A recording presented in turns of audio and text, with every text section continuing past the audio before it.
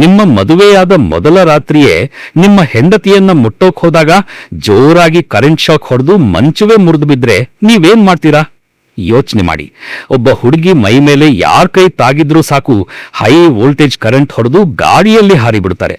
ಆದ್ರೆ ಈ ಭಯಾನಕ ಅಸಲಿಯತನ್ನ ಇಡೀ ಊರೇ ಒಟ್ಟಾಗಿ ಮುಚ್ಚಿಟ್ಟು ಪ್ರತಿಯೊಬ್ಬರು ಸೇರಿ ಅವಳನ್ನು ಒಬ್ಬ ಅಮಾಯಕ ಹುಡುಗನಿಗೆ ಮದುವೆ ಮಾಡಿಸ್ಬಿಡ್ತಾರೆ.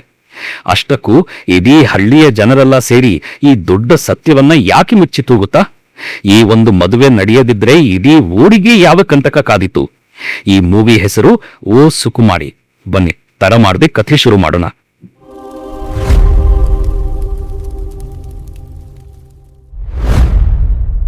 ಕಥೆ ಶುರುವಾಗೋದು ಒಂದು ಹಳ್ಳಿಯಿಂದ. ರಾತ್ರಿ ಕತ್ತಲಲ್ಲಿ ಒಂದು ಕಿಡ್ನಾಪರ್ಸ್ ಗುಂಪು ಮಕ್ಕಳನ್ನ ಎತ್ಕೊಂಡು ಹೋಗ್ತಾ ಇರ್ತಾರೆ. ಅವರ ಸದ್ದು ಒಬ್ಬ ಹುಡುಗಿಯ ಕಿವಿಗೆ ಬೀರುತ್ತೆ. ಆ ಹುಡುಗಿ ತಕ್ಷಣ ತಮ್ಮ ಅಪ್ಪನನ್ನ ಎಬ್ಬಿಸುತ್ತಾರೆ. ಅಪ್ಪ ಹೊರಗೆ ಬಂದು ಏನಾಗ್ತಿದೆ ಅಂತ ಅರ್ಥ ಮಾಡ್ಕೊಳಕ್ಕೆ ಟ್ರೈ ಮಾಡ್ತಾರೆ.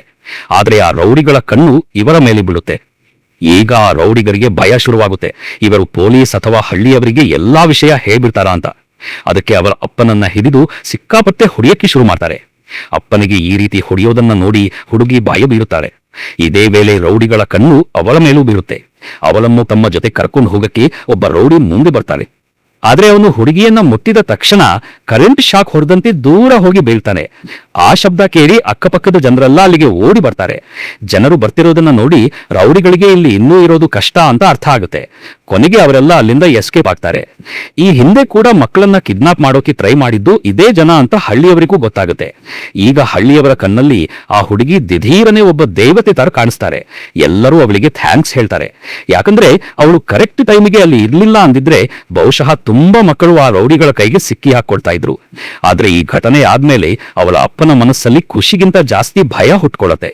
ಹೋಗೋ ಮುಂಚೆ ಆ ರೌಡಿಗಳು ಮತ್ತೆ ಬರ್ತೀವಿ ಅಂತ ವಾರ್ನಿಂಗ್ ಕೊಟ್ಟು ಹೋಗಿರ್ತಾರೆ. ಇದರಿಂದ ಅವರು ಮತ್ತೆ ಯಾವಾಗ ಬರ್ತಾರೋ ಅನ್ನೋ ಭಯ ಶುರುವಾಗುತ್ತೆ.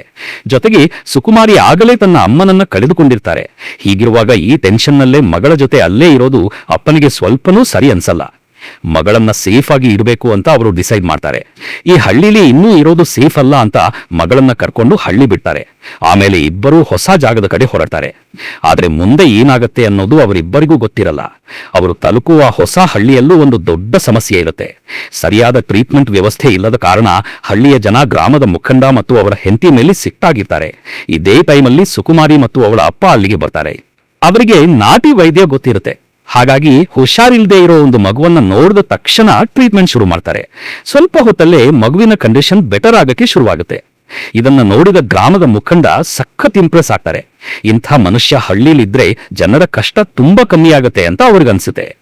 ಅಪ್ಪನ ಜೊತೆ ಮಾತಾಡಿದಾಗ ತಾವು ಕೆಲಸ ಹುಡುಕ್ತಾ ಇದ್ದೀವಿ, ಮಗಳ ಜೊತೆ ಹೊಸ ಜಾಗದಲ್ಲಿ ಸೆಟಲ್ ಆಗಕ್ಕೆ ಇಷ್ಟ ಅಂತ ಹೇಳ್ತಾರೆ. ಆಗ ಗ್ರಾಮದ ಮುಖಂಡ ನೀವಿಲ್ಲೇ ಇರಿ, ಏನೇ ಸಹಾಯ ಬೇಕಿದ್ರೂ ಮಾಡ್ತೀವಿ ಅಂತ ಹೇಳಿ ಅವರಿಬ್ಬರಿಗೂ ಹಳ್ಳಿಲಿ ಉಳ್ಕೊಳಕ್ಕೆ ಆಫರ್ ಕೊಡ್ತಾರೆ. ಸುಕುಮಾರಿ ಅಪ್ಪನಿಗೂ ಈ ಜಾಗ ಪರವಾಗಿಲ್ಲ ಅನ್ಸುತ್ತೆ. ಹಾಗಾಗಿ ಅಲ್ಲೇ ಇರಕ್ಕೆ ಡಿಸೈಡ್ ಮಾಡ್ತಾರೆ. ಈಗ ಸುಕುಮಾರಿಯ ಹೊಸ ಲೈಫ್ ಶುರುವಾಗುತ್ತೆ. ಅವಳನ್ನ ಸ್ಕೂಲ್ಗೆ ಸೇರಿಸ್ತಾರೆ. ಮೆಲ್ಲ ಮೆಲ್ಲಗೆ ಅವಳು ಹಳ್ಳಿಯ ವಾತಾವರಣಕ್ಕೆ ಅಡ್ಜಸ್ಟ್ ಆಗ್ತಾಳೆ. ಸ್ಕೂಲ್ನಲ್ಲಿ ಅವಳಿಗೆ ಮೀನಾ ಅನ್ನೋ ಹುಡುಗಿಯ ಪರಿಚಯ ಆಗುತ್ತೆ. ಕೆಲವು ಹುಡುಗರು ಮೀನಾಗೆ ತೊಂದರೆ ಕೊಡ್ತಾ ಇರ್ತಾರೆ. ಸುಕುಮಾರಿ ಅವಳ ಹೆಲ್ಪ್ಗೆ ಹೋಗಿ ಆ ಹುಡುಗನನ್ನ ಮುಟ್ಟಿದ ತಕ್ಷಣ ಅವನಿಗೆ ಜೋರಾಗಿ ಕರೆಂಟ್ ಶಾಕ್ ಹೊಡೆದು ದೂರ ಹೋಗಿ ಬೀಳ್ತಾನೆ. ಈ ಘಟನೆ ಆದ್ಮೇಲೆ ಮೀನಾಗೆ ಅರ್ಥ ಆಗುತ್ತೆ ಸುಕುಮಾರಿ ಒಳಗೆ ಏನೋ ಒಂದು ಪವರ್ ಇದೆ ಅಂತ. ಅದೇ ಅವಳನ್ನ ಎಲ್ಲರಿಗಿಂತ ಡಿಫ್ರೆಂಟ್ ಆಗಿ ಮಾಡಿರುತ್ತೆ. ಹೀಗೆ ಇಬ್ಬರು ಬೇಗ ಒಳ್ಳೆ ಫ್ರೆಂಡ್ಸ್ ಆಗ್ತಾರೆ. ಆದ್ರೆ ಸುಕುಮಾರಿ ಅಪ್ಪನಿಗೆ ಇದು ಪವಾಡ ಅಲ್ಲ, ದೊಡ್ಡ ಟೆನ್ಷನ್. ಹೇಗಾದ್ರೂ ಮಗಳ ಈ ಪ್ರಾಬ್ಲಮ್ ಸರಿಯಾಗಬೇಕು ಅಂತ ಅವಳನ್ನ ತುಂಬಾ ಡಾಕ್ಟರ್ಸ್ ಹತ್ರ ಕರ್ಕೊಂಡು ಹೋಗ್ತಾರೆ. ಆದ್ರೆ ಯಾವ ಡಾಕ್ಟರ್ ಹತ್ರನೂ ಇದಕ್ಕೆ ಟ್ರೀಟ್ಮೆಂಟ್ ಇರಲ್ಲ. ಅಷ್ಟೇ ಅಲ್ಲ, ಅವರಿಗೂ ಇದು ಅರ್ಥ ಆಗ್ತಿರಲ್ಲ. ಸುಕುಮಾರಿಯ ಅಪ್ಪನ ಟೆನ್ಷನ್ ದಿನೇ ದಿನೇ ಜಾಸ್ತಿ ಆಗ್ತಾ ಇರುತ್ತೆ. ಇನ್ನೊಂದ್ ಕಡೆ ಮೀನಾ ಅಮ್ಮ ಕೂಡ ಸುಕುಮಾರಿಯಿಂದ ದೂರ ಇರೋಕೆ ಅವಳಿಗೆ ಬುದ್ಧಿ ಹೇಳ್ತಾರೆ. ಈ ವಿಚಿತ್ರ ಪ್ರಾಬ್ಲಮ್ ತನ್ನ ಮಗಳ ಮೇಲೂ ಏನಾದ್ರೂ ಎಫೆಕ್ಟ್ ಮಾಡ್ಬಿಡುತ್ತಾ ಅನ್ನೋ ಭಯ ಅವರಿಗಿರುತ್ತೆ. ಆದ್ರೆ ಫ್ರೆಂಡ್ಶಿಪ್ ಮನಸ್ಸಿಂದ ಆದ್ಮೇಲೆ ಭಯ ಜಾಸ್ತಿ ದಿನ ಇರಲ್ಲ ಅಲ್ವಾ? ಮೀನಾ ಅಮ್ಮನ ಮಾತು ಕೇಳದೆ ಸುಕುಮಾರಿ ಜೊತೆನೇ ಇರ್ತಾಳೆ. ಇದೇ ಟೈಮಲ್ಲಿ ಹಳ್ಳಿಯ ಒಬ್ಬ ಹಿರಿಯರು ಫ್ಯಾಮಿಲಿ ಜೊತೆ ಇರೋದು ಮತ್ತು ಒಬ್ಬರಿಗೊಬ್ಬರು ಜೊತೆಯಾಗಿರೋದು ಎಷ್ಟು ಮುಖ್ಯ ಅಂತ ಮಕ್ಕಳಿಗೆ ಹೇಳ್ತಾರೆ. ಅವರ ಪ್ರಕಾರ ಫ್ಯಾಮಿಲಿ ಜೊತೆ ಸಿಗೋ ಖುಷಿ ಬೇರೆ ಯಾವುದರಿಂದಲೂ ಸಿಗಲ್ಲ. ಈ ಮಾತುಗಳು ಸುಕುಮಾರಿಯ ಮನಸ್ಸಿಗೆ ಟಚ್ ಆಗುತ್ತೆ. ಅವಳಿಗೆ ಅಮ್ಮನ ನೆನಪಾಗುತ್ತೆ. ಅಮ್ಮನ ಜೊತೆ ಕಳೆದ ಕ್ಷಣಗಳು ಕಣ್ಣ ಮುಂದೆ ಬರ್ತವೆ. ಅಮ್ಮನನ್ನ ಕಳೆದುಕೊಂಡ ನೋವು ಮತ್ತೆ ಅವಳನ್ನ ಕಾಡೋಕೆ ಶುರುವಾಗುತ್ತೆ. ಆದ್ರೆ ಆ ಸಮಯದಲ್ಲಿ ಮೀನಾ ಅವಳಿಗೆ ಸಪೋರ್ಟ್ ಆಗಿರ್ತಾಳೆ. ಹೀಗೆ ಇಬ್ಬರ ಫ್ರೆಂಡ್ಶಿಪ್ ಬರೀ ಫ್ರೆಂಡ್ಶಿಪ್ ಆಗಿ ಉಳಿಯಲ್ಲ, ಇಬ್ಬರು ಒಬ್ಬರಿಗೊಬ್ಬರು ಸಪೋರ್ಟ್ ಆಗ್ತಾರೆ. ಮುಂದೆ ಕಥೆ ಇನ್ನೊಂದು ಫ್ಯಾಮಿಲಿ ಕಡೆ ಹೋಗುತ್ತೆ. ಇಲ್ಲಿ ಒಬ್ಬ ವಯಸ್ಸಾದವರಿಗೆ 3 ಜನ ಮಕ್ಕಳಿರ್ತಾರೆ. ಅವರಲ್ಲಿ 2ರಿಗೆ ಮದುವೆಯಾಗಿ ಮಕ್ಕಳು ಇರ್ತಾರೆ. ಆದ್ರೆ ಅಪ್ಪನ ಜವಾಬ್ದಾರಿ ತಗೊಳ್ಳೋ ಬದಲು ಆ 2 ಅವರ ಆಸ್ತಿಗಾಗಿ ಕಿತ್ತಾಡ್ತಾ ಇರ್ತಾರೆ. ಅವರಿಗೆ ಅಪ್ಪನಿಗಿಂತ ಆಸ್ತಿ ಮೇಲೇನೆ ಜಾಸ್ತಿ ಆಸಕ್ತಿ. ವಯಸ್ಸಾದ ಅಪ್ಪ ಇದನ್ನೆಲ್ಲ ನೋಡಿ ಒಂದು ನಿರ್ಧಾರಕ್ಕೆ ಬರ್ತಾರೆ. ಆಸ್ತಿ ಮಕ್ಕಳ ಕೈಗೆ ಹೋದ್ರೆ ಈ ಫ್ಯಾಮಿಲಿ ಯಾವತ್ತೂ ಒಂದಾಗಿರಲ್ಲ ಅಂತ ಅವರಿಗೆ ಅರ್ಥ ಆಗುತ್ತೆ. ಅದಕ್ಕೆ ತಮ್ಮ ಆಸ್ತಿಯನ್ನ ಮಕ್ಕಳಿಗೆ ಕೊಡದೆ ನೇರವಾಗಿ ಮೊಮ್ಮಕ್ಕಳ ಹೆಸರಿಗೆ ಬರಿಬೇಕು ಅಂತ ಡಿಸೈಡ್ ಮಾಡ್ತಾರೆ. ಆ 2ರಿಗೂ ಒಂದೊಂದು ಗಂಡು ಮಕ್ಕಳಿರ್ತಾರೆ. ಆ ಮಕ್ಕಳು ತಮ್ಮ ಅಪ್ಪಂದ್ರ ತರ ಯಾವಾಗ್ಲೂ ಕಿತ್ತಾಡ್ತಾ ಇರ್ತಾರೆ. ಇದನ್ನ ನೋಡಿದ ಅವರ ಮದುವೆ ಆಗದ ಚಿಕ್ಕಪ್ಪ, ನಿಮ್ಮ ಅಪ್ಪಂದ್ರು ಜಗಳ ಆಡ್ತಾರೆ ಸರಿ, ನೀವ್ಯಾಕೆ ಅವರ ತರಾನೇ ಕಿತ್ತಾಡ್ತಿದ್ದೀರಾ ಅಂತ ಕೇಳ್ತಾನೆ. ಆದ್ರೆ ಮಕ್ಕಳ ಮೇಲೆ ಆ ಮಾತಿನ ಯಾವುದೇ ಎಫೆಕ್ಟ್ ಆಗಲ್ಲ. 2 ತಮ್ಮ ಜಗಳ ಕಂಟಿನ್ಯೂ ಮಾಡ್ತಾರೆ. ಫ್ಯಾಮಿಲಿ ಮಧ್ಯೆ ದೂರ ಇನ್ನಷ್ಟು ಜಾಸ್ತಿ ಆಗುತ್ತೆ. ಕೊನೆಗೆ ಆ ತಾತ ಒಂದು ಪ್ಲಾನ್ ಮಾಡ್ತಾರೆ. ಅದರ ಪ್ರಕಾರ ವೀಲ್ ಕೂಡ ರೆಡಿ ಮಾಡಿಸ್ತಾರೆ. ಇದಾದ ಸ್ವಲ್ಪ ದಿನಕ್ಕೆ ಅವರು ತೀರ್ಕೊಡ್ತಾರೆ. ಇಲ್ಲಿಂದ ಫ್ಯಾಮಿಲಿ ಕಥೆನಿ ಹೊಸ ಟ್ವಿಸ್ಟ್ ತಗೊಳ್ತದೆ. ಕಥೆ ಈಗ ಕೆಲವು ವರ್ಷ ಮುಂದೆ ಹೋಗುತ್ತೆ. ಆ ಮೊಮ್ಮಕ್ಕಳಲ್ಲಿ ಒಬ್ಬ ಈಗ ದೊಡ್ಡವನಾಗಿರ್ತಾನೆ. ಇವನೇ ನಮ್ಮ ಹೀರೋ ಯಾದಗಿರಿ. ಯಾದಗಿರಿ ಈಗ ರಾಜಕೀಯದಲ್ಲಿ ತನ್ನದೇ ಆದ ಹೆಸರು ಮಾಡಕ್ಕೆ ಟ್ರೈ ಮಾಡ್ತಿರ್ತಾನೆ. ತನ್ನದೇ ಒಂದು ಪೊಲಿಟಿಕಲ್ ಪಾರ್ಟಿ ನಡೆಸ್ಕೊಂಡು ಹೋಗ್ತಿರ್ತಾನೆ. ಅವನು ಎಲ್ಲೇ ಹೋದ್ರೂ ಸಪೋರ್ಟರ್ಸ್ ಗ್ರ್ಯಾಂಡ್ ಆಗಿ ವೆಲ್ಕಮ್ ಮಾಡ್ತಾರೆ. ಇಡೀ ಏರಿಯಾನೇ ಅವನ ಜೊತೆ ನಿಂತಿರೋ ಹಾಗೆ ಕಾಣಿಸುತ್ತೆ. ಆದ್ರೆ ಇನ್ನೊಂದು ಕಡೆ ಯಾದಗಿರಿಯ ಅಣ್ಣನೇ ಅಪೋಸಿಷನ್ ಪಾರ್ಟಿ ಸೇರಿರ್ತಾನೆ. ಆ ಪಾರ್ಟಿಯ ಲೀಡರ್ ಗುರು. ಯಾದಗಿರಿಯ ಕ್ರೇಜ್ ದಿನೇ ದಿನೇ ಜಾಸ್ತಿ ಆಗ್ತಿರೋದನ್ನ ನೋಡಿ ಗುರುವಿಗೆ ಟೆನ್ಷನ್ ಶುರುವಾಗುತ್ತೆ. ಎಲ್ಲಾದ್ರೂ ಎಲೆಕ್ಷನ್ ಅಲ್ಲಿ ಜನ ಯಾದಗಿರಿಯನ್ನೇ ಸಪೋರ್ಟ್ ಮಾಡ್ಬಿಟ್ರೆ ಅಂತ. ಅಷ್ಟರಲ್ಲಿ ಗುರುವಿನ ಜನ ಬಂದು ಅಸಲಿ ಸತ್ಯವನ್ನ ಹೇಳ್ತಾರೆ. ಯಾವ ಗುಂಪನ್ನ ನೋಡಿ ಯಾದಗಿರಿ ಅಷ್ಟು ಖುಷಿ ಪಡ್ತಾ ಇದ್ನೋ ಅದರಲ್ಲಿ 3/4 ಜನ ಅಸಲಿ ಸಪೋರ್ಟರ್ಸ್ ಆಗಿರ್ಲಿಲ್ಲ. ಅವರಿಗೆ ದುಡ್ಡು ಕೊಟ್ಟು ಅಲ್ಲಿಗೆ ಕರ್ಸಿರ್ತಾರೆ, ಬರೀ ಯಾದಗಿರಿ ಪವರ್ ತೋರಿಸೋಕೆ ಅಷ್ಟೇ. ಇನ್ನೊಂದು ವಿಷಯ ಏನಂದ್ರೆ, ಅವನು ಭಾಷಣ ಮಾಡ್ಬೇಕಾದ್ರೆ ಬರೋ ಚಪ್ಪಾಳಿ ಸೌಂಡ್ ಕೂಡ ನಕಲಿಯಾಗಿರುತ್ತೆ. ಅಂದ್ರೆ ಯಾದಗಿರಿ ಜನರ ಮುಂದೆ ತನ್ನ ಪಾಪ್ಯುಲಾರಿಟಿ ಬಗ್ಗೆ ಬಿಲ್ಡಪ್ ಕೊಡ್ತಿದ್ದ ಅಷ್ಟೇ. ರಿಯಲ್ ಲೈಫ್ಗೂ ಅದಕ್ಕೂ ಸಂಬಂಧನೇ ಇರಲ್ಲ. ಅಸಲಿಗೆ ಹಳ್ಳಿಯ ಜನ ಅವನ್ನ ಅಷ್ಟೇನೂ ಇಷ್ಟಪಡ್ತಿರಲ್ಲ. ಗುರುಗೆ ಅರ್ಥ ಆಗುತ್ತೆ, ಯಾದಗಿರಿಗೆ ಸಿಗೋ ಈ ಗ್ರ್ಯಾಂಡ್ ವೆಲ್ಕಮ್ ಬರೀ ಒಂದು ಶೋ ಆಫ್ ಅಂತ ಅರ್ಥ ಆಗುತ್ತೆ. ಇದನ್ನ ನೋಡಿ ಅವನಿಗೆ ಸ್ವಲ್ಪ ರಿಲೀಫ್ ಸಿಗುತ್ತೆ. ಆದ್ರೆ ಅಷ್ಟರಲ್ಲಿ ಯಾದಗಿರಿ ಆಚೆ ಬರ್ತಾನೆ. ಮತ್ತೆ ಗುರು ಅವನ್ನ ರೇಗಿಸೋಕೆ ಶುರು ಮಾಡ್ತಾನೆ. ಗುರುವಿನ ಮಾತು ಕೇಳಿ ಯಾದಗಿರಿಗೆ ಸಿಕ್ಕಾಪಟ್ಟೆ ಕೋಪ ಬರುತ್ತೆ. ಮತ್ತೆ 2 ಜಗಳಾಡಕ್ಕೆ ಶುರು ಮಾಡ್ತಾರೆ. ಸೀನ್ ಅವರ ಅಪ್ಪಂದಿರು ಹಿಂದೆ ಹೀಗೆ ಕಿತ್ತಾಡ್ತಾ ಇದ್ರು ಹಾಗೆ. ಅಷ್ಟರಲ್ಲಿ ಲಾಯರ್ ಬಂದು ಅವರಿಗೆ ಒಂದು ವಿಷಯ ಹೇಳ್ತಾನೆ. ಅದು ಕೇಳಿ 2ರಿಗೂ ಶೋಕ್ ಆಗುತ್ತೆ. ಲಾಯರ್ ಹೇಳ್ತಾನೆ, ಅವರ ತಾತ ತಮ್ಮ ಆಸ್ತಿನ 2 ಮಕ್ಕಳ ಹೆಸರಿಗೂ ಬರ್ದಿಲ್ಲ. ಯಾವಾಗ ಫ್ಯಾಮಿಲಿಗೆ ವಾರಸುದಾರ ಬರ್ತಾನೋ ಆವಾಗ್ಲೇ ಪೂರ್ತಿ ಆಸ್ತಿ 2 ಮೊಮ್ಮಕ್ಕಳ ಹೆಸರಿಗೆ ಆಗೋದು ಅಂತ. ಈಗ 2 ಅಣ್ಣ ತಮ್ಮಂದಿರು ಯೋಚನೆ ಮಾಡ್ತಾರೆ, ಹೀಗಾದ್ರೂ ಮಾಡಿ ಬೇಗ ಮದುವೆ ಆಗ್ಬೇಕು. ಲಾಯರ್ ಇನ್ನೊಂದು ವಿಷಯ ಕ್ಲಿಯರ್ ಮಾಡ್ತಾನೆ, ಯಾರಿಗೆ ಫಸ್ಟ್ ಮಗುವಾಗುತ್ತೋ ಆಸ್ತಿ ಎಲ್ಲ ಅವರ ಹೆಸರಿಗೆ ಹೋಗುತ್ತೆ ಅಂತ. ಇದನ್ನ ಕೇಳಿದ ತಕ್ಷಣ ಯಾದಗಿರಿಯ ತಮ್ಮ ದಿನೇಶ್ ಲೇಟ್ ಮಾಡದೆ ಒಬ್ಬಳನ್ನ ಮದುವೆಯಾಗಿ ಮನೆಗೆ ಕರ್ಕೊಂಡು ಬರ್ತಾನೆ. ಇದನ್ನ ನೋಡಿ ದಿನೇಶಮ್ಮ ಸಿಕ್ಕಾಪಟ್ಟೆ ರೇಗ್ತಾರೆ. ಇಷ್ಟು ಸಣ್ಣ ವಯಸ್ಸಲ್ಲಿ ಮದುವೆಯಾಗಿ ಹುಡುಗಿಯನ್ನ ಮನೆಗೆ ಕರ್ಕೊಂಡು ಬಂದಿದ್ದೀಯಾ ಅಂತ ಬೈತಾರೆ. ಆದ್ರೆ ದಿನೇಶ್ ತಲೆಯಲ್ಲಿ ಒಂದೇ ವಿಷಯ ಇರುತ್ತೆ, ಹೇಗಾದ್ರೂ ಮಾಡಿ ಫಸ್ಟ್ ಮಗು ಆಗ್ಬೇಕು ಅಂತ. ಇದನ್ನ ನೋಡಿದ ಯಾದಗಿರಿಗೂ ಟೆನ್ಷನ್ ಶುರುವಾಗುತ್ತೆ. ಆಗ ಅವನ ಮದುವೆಯಾಗದ ಚಿಕ್ಕಪ್ಪ, ನೀನು ಕೂಡ ಆದಷ್ಟು ಬೇಗ ಮದುವೆಯಾಗು ಅಂತ ಐಡಿಯಾ ಕೊಡ್ತಾರೆ. ಅಂದ್ಹಾಗೆ ಯಾದಗಿರಿ ಮೊದಲೇ ಒಬ್ಬ ಹುಡುಗಿಯನ್ನ ಲವ್ ಮಾಡ್ತಿರ್ತಾನೆ. ಅವಳನ್ನ ಮದುವೆಯಾಗೋಕೆ ಮನೆಗೆ ಹೋದಾಗ ಅಲ್ಲಿ ಬೇರೆ ಸಂಬಂಧದವರು ಅವಳನ್ನ ನೋಡೋಕೆ ಬಂದಿರ್ತಾರೆ. ಹುಡುಗಿ ಸ್ವಲ್ಪ ವಿಚಿತ್ರವಾಗಿ ಬಿಹೇವ್ ಮಾಡ್ತಾಳೆ. ಆದ್ರೂ ಯಾದಗಿರಿ ಅವಳನ್ನೇ ಮದುವೆಯಾಗಬೇಕು ಅಂತ ಫಿಕ್ಸ್ ಆಗಿರ್ತಾನೆ. ಆದ್ರೆ ಆ ಹುಡುಗಿ ಮಾತ್ರ ನಾವಿಬ್ಬರೂ ಮ್ಯಾಚ್ ಆಗಲ್ಲ ಅಂತ ನೇರವಾಗಿ ಹೇಳ್ಬಿಡ್ತಾರೆ. ಯಾದಗಿರಿ ಎಷ್ಟೇ ಒಪ್ಪಿಸೋಕೆ ಟ್ರೈ ಮಾಡಿದ್ರೂ ಕೊನೆಗೆ ಅವನನ್ನ ರಿಜೆಕ್ಟ್ ಮಾಡ್ತಾಳೆ. ಇನ್ನೊಂದು ಕಡೆ ಕಥೆ ಮತ್ತೆ ಸುಕುಮಾರಿ ಕರೆ ಬರುತ್ತೆ. ಇಷ್ಟು ವರ್ಷದಲ್ಲಿ ಸುಕುಮಾರಿ ಕೂಡ ದೊಡ್ಡವಳಾಗಿರ್ತಾರೆ. ಹಳ್ಳಿಯಲ್ಲಿ ಒಂದು ನಾಟಕ ನಡೀತಾ ಇರುತ್ತೆ. ಅದರಲ್ಲಿ ಸುಕುಮಾರಿ ಸೀತೆಯ ಕ್ಯಾರೆಕ್ಟರ್ ಮಾಡ್ತಾ ಇರ್ತಾಳೆ. ನಾಟಕದಲ್ಲಿ ಎದುರುಗಡೆ ಇರೋ ವ್ಯಕ್ತಿಗೆ ನನ್ನನ್ನ ಮುಕ್ತಮೇದ ಅಂತ ಸುಕುಮಾರಿ ಹೇಳ್ತಾಳೆ. ಆದ್ರೆ ಅವನು ಅವಳನ್ನ ಮುಕ್ತಿದ ತಕ್ಷಣ ಅವನಿಗೆ ಜೋರಾಗಿ ಕರೆಂಟ್ ಶಾಕ್ ಹೊಡೆದು ದೂರ ಹೋಗಿ ಬೀಳ್ತಾನೆ. ಈ ಘಟನೆ ಆದ್ಮೇಲೆ ಹಳ್ಳಿಯವರಿಗೆ ಸುಕುಮಾರಿಯ ಬಗ್ಗೆ ಇನ್ನಷ್ಟು ಭಯ ಶುರುವಾಗುತ್ತೆ. ಅವಳನ್ನ ಮುಟ್ಟಿದ್ರೆ ಕರೆಂಟ್ ಶಾಕ್ ಹೊಡೆಯುತ್ತೆ ಅನ್ನೋ ಪೋಸ್ಟರ್ಗಳನ್ನು ಹಳ್ಳಿಯಲ್ಲೆಲ್ಲ ಅಂಟಿಸ್ಬಿಡ್ತಾರೆ. ಕೊನೆಗೆ ಹಳ್ಳಿಯವರು ಸುಕುಮಾರಿಯ ಅಪ್ಪನ ಮೇಲೆ ಪ್ರೆಷರ್ ಹಾಕ್ತಾರೆ, ಹೇಗಾದ್ರೂ ಮಾಡಿ ಅವರಿಗೆ ಮದ್ವೆ ಮಾಡಿಸಿ ಹಳ್ಳಿಯಿಂದ ಕಳಿಸ್ಬಿಡಿ ಅಂತ. ಆದ್ರೆ ಸುಕುಮಾರಿಯನ್ನ ಮದ್ವೆ ಆಗೋಕೆ ಯಾರೂ ಮುಂದೆ ಬರಲ್ಲ. ಅಪ್ಪನಿಗೂ ಮಗಳ ಮದ್ವೆ ಹೇಗೆ ಮಾಡೋದು ಅನ್ನೋದೇ ಟೆನ್ಷನ್. ಇನ್ನೊಂದು ಕಡೆ ಯಾದಗಿರಿ ಕೂಡ ಮದ್ವೆ ಆಗೋಕೆ ಎಷ್ಟೇ ಪ್ರಯತ್ನ ಮಾಡಿದ್ರು ಅವನು ನೋಡೋ ಪ್ರತಿಯೊಂದು ಹುಡುಗಿಯೂ ಅವನನ್ನ ರಿಜೆಕ್ಟ್ ಮಾಡ್ತಾ ಇರ್ತಾರೆ. ಕೊನೆಗೆ ಯಾದಗಿರಿಗೂ ಫ್ರಸ್ಟ್ರೇಷನ್ ಶುರುವಾಗುತ್ತೆ. ಯಾಕೆ ಎಲ್ಲರೂ ನನ್ನನ್ನೇ ರಿಜೆಕ್ಟ್ ಮಾಡ್ತಿದ್ದಾರೆ ಅಂತ ಯೋಚನೆ ಮಾಡ್ತಿರ್ತಾನೆ. ಇತ್ತ ಸುಕುಮಾರಿಯಿಂದ ಹಳ್ಳಿಯವರ ಪ್ರಾಬ್ಲಮ್ ಕೂಡ ಜಾಸ್ತಿ ಆಗ್ತಾ ಇರುತ್ತೆ. ಕೆಲವರು ಕೋಪದಲ್ಲಿ ಅವಳನ್ನ ಹೊಡೆಯೋಕೆ ಅವರ ಹಿಂದೆ ಓಡ್ತಾರೆ. ಅವರಿಂದ ತಪ್ಪಿಸ್ಕೊಳ್ಳೋಕೆ ಸುಕುಮಾರಿ ಓಡ್ತಾ ಇರ್ತಾಳೆ. ಓಡ್ತಾ ಓಡ್ತಾ ಸಡನ್ ಆಗಿ ಯಾದಗಿರಿಗೆ ಗುದ್ದಿಕೊಳ್ತಾಳೆ. ಯಾದಗಿರಿ ಸುಕುಮಾರಿಯನ್ನ ನೋಡಿದ ತಕ್ಷಣವೇ ಅವನಿಗೆ ಅವಳು ಇಷ್ಟ ಆಗ್ಬಿಡ್ತಾಳೆ. ಅವಳ ಜೊತೆ ಮಾತಾಡಿ ನೋಡ್ಬೇಕು ಅಂತ ಅನ್ಕೋತಾನೆ. ಇದೇ ಟೈಮಲ್ಲಿ ಪಂಚಾಯತ್ ಸೇರಿಸಿ ಸುಕುಮಾರಿ ಅಪ್ಪನ ಜೊತೆ ಅವಳ ಮದುವೆ ಬಗ್ಗೆ ಮಾತಾಡ್ತಾರೆ. ಸುಕುಮಾರಿಗೆ ಒಂದು ಸಂಬಂಧ ಬಂದಿದೆ ಅಂತ ಗೊತ್ತಾಗುತ್ತೆ. ಹಳ್ಳಿಯ ಮುಖಂಡ ಈ ಸಂಬಂಧ ಯಾವ ಕಾರಣಕ್ಕೂ ಕೈತಪ್ಪಬಾರದು ಅಂತ ಹೇಳ್ತಾರೆ. ಯಾಕಂದ್ರೆ ಸುಕುಮಾರಿ ಮದುವೆಯಾಗಿ ಹಳ್ಳಿಯಿಂದ ಹೋದ್ರೆ ಮಾತ್ರ ಹಳ್ಳಿಲಿ ಮತ್ತೆ ಶಾಂತಿ ಬರುತ್ತೆ ಅಂತ ಎಲ್ಲರಿಗೂ ಅನ್ಸುತ್ತೆ. ಆದ್ರೆ ಮುಖಂಡರ ಹೆಂಡತಿ ಒಂದು ಕಂಡೀಷನ್ ಇರ್ತಾರೆ. ಹುಡುಗನಿಗೆ ಸುಕುಮಾರಿಯ ಈ ಪ್ರಾಬ್ಲಮ್ ಬಗ್ಗೆ ಮದುವೆ ಮುಂಚೆ ಗೊತ್ತಾಗಬಾರ್ದು ಅಂತ. ಅದಕ್ಕೆ ಹಳ್ಳಿಯಲ್ಲಿದ್ದ ಅವಳ ಪೋಸ್ಟರ್ಗಳನ್ನೆಲ್ಲ ಬೇಗ ಹರಿದಾಕ್ಸ್ತಾರೆ. ಇಷ್ಟರಲ್ಲೇ ಯಾದಗಿರಿಗೆ ಗ್ರ್ಯಾಂಡ್ ವೆಲ್ಕಮ್ ಕೊಡ್ತಾರೆ. ಅವನಿಗೂ ಸುಕುಮಾರಿ ಫಸ್ಟ್ ಲುಕ್ ನಲ್ಲೇ ಇಷ್ಟ ಆಗಿರ್ತಾರೆ. ಅವಳು ಕಾಫಿ ತಗೊಂಡು ಬಂದಾಗ ಅವಳನ್ನ ನೋಡಿ ಯಾದಗಿರಿ ಸ್ವಲ್ಪ ನಾಚಿಕೊಳ್ತಾನೆ. ಸುಕುಮಾರಿ ಅಪ್ಪನಿಗೆ ಯಾದಗಿರಿಗೆ ಸತ್ಯ ಹೇಳ್ಬೇಕು ಅನ್ಸತ್ತೆ. ಆದ್ರೆ ಮುಖಂಡರು ಈಗ ಬೇಡ, ಮೆಲ್ಲಗೆ ಎಲ್ಲವನ್ನು ಹೇಳೋಣ ಅಂತ ತಡೀತಾರೆ. ಕೊನೆಗೆ ಅವರ ಮಾತಿಗೆ ಅಪ್ಪ ಕೂಡ ಒಪ್ಪಿಕೊಳ್ತಾರೆ. ಆಮೇಲೆ ಯಾದಗಿರಿ ಮತ್ತು ಸುಕುಮಾರಿ ನಂಬರ್ ಎಕ್ಸ್ಚೇಂಜ್ ಮಾಡಿಕೊಂಡು ಫೋನ್ನಲ್ಲಿ ಮಾತಾಡಕ್ಕೆ ಶುರು ಮಾಡ್ತಾರೆ. ಮೆಲ್ಲಗೆ ಸುಕುಮಾರಿಗೂ ಯಾದಗಿರಿ ಇಷ್ಟ ಆಗ್ತಾನೆ. ಅದರಲ್ಲೂ ಯಾದಗಿರಿ ನನಗೆ ವರದಕ್ಷಿಣೆ ಏನೂ ಬೇಡ ಅಂತ ಹೇಳ್ತಾನೆ. ಆದ್ರೆ ಅವನಿಗೆ ಗೊತ್ತಿಲ್ಲದ ಹಾಗೆ ಅವನ ಫ್ಯಾಮಿಲಿ ಆಗ್ಲೇ ಸೈಲೆಂಟ್ ಆಗಿ ವರದಕ್ಷಿಣೆ ತಗೊಂಡಿರುತ್ತೆ. ಸುಕುಮಾರಿಗೂ ಇದರ ಬಗ್ಗೆ ಏನೂ ಗೊತ್ತಿರಲ್ಲ.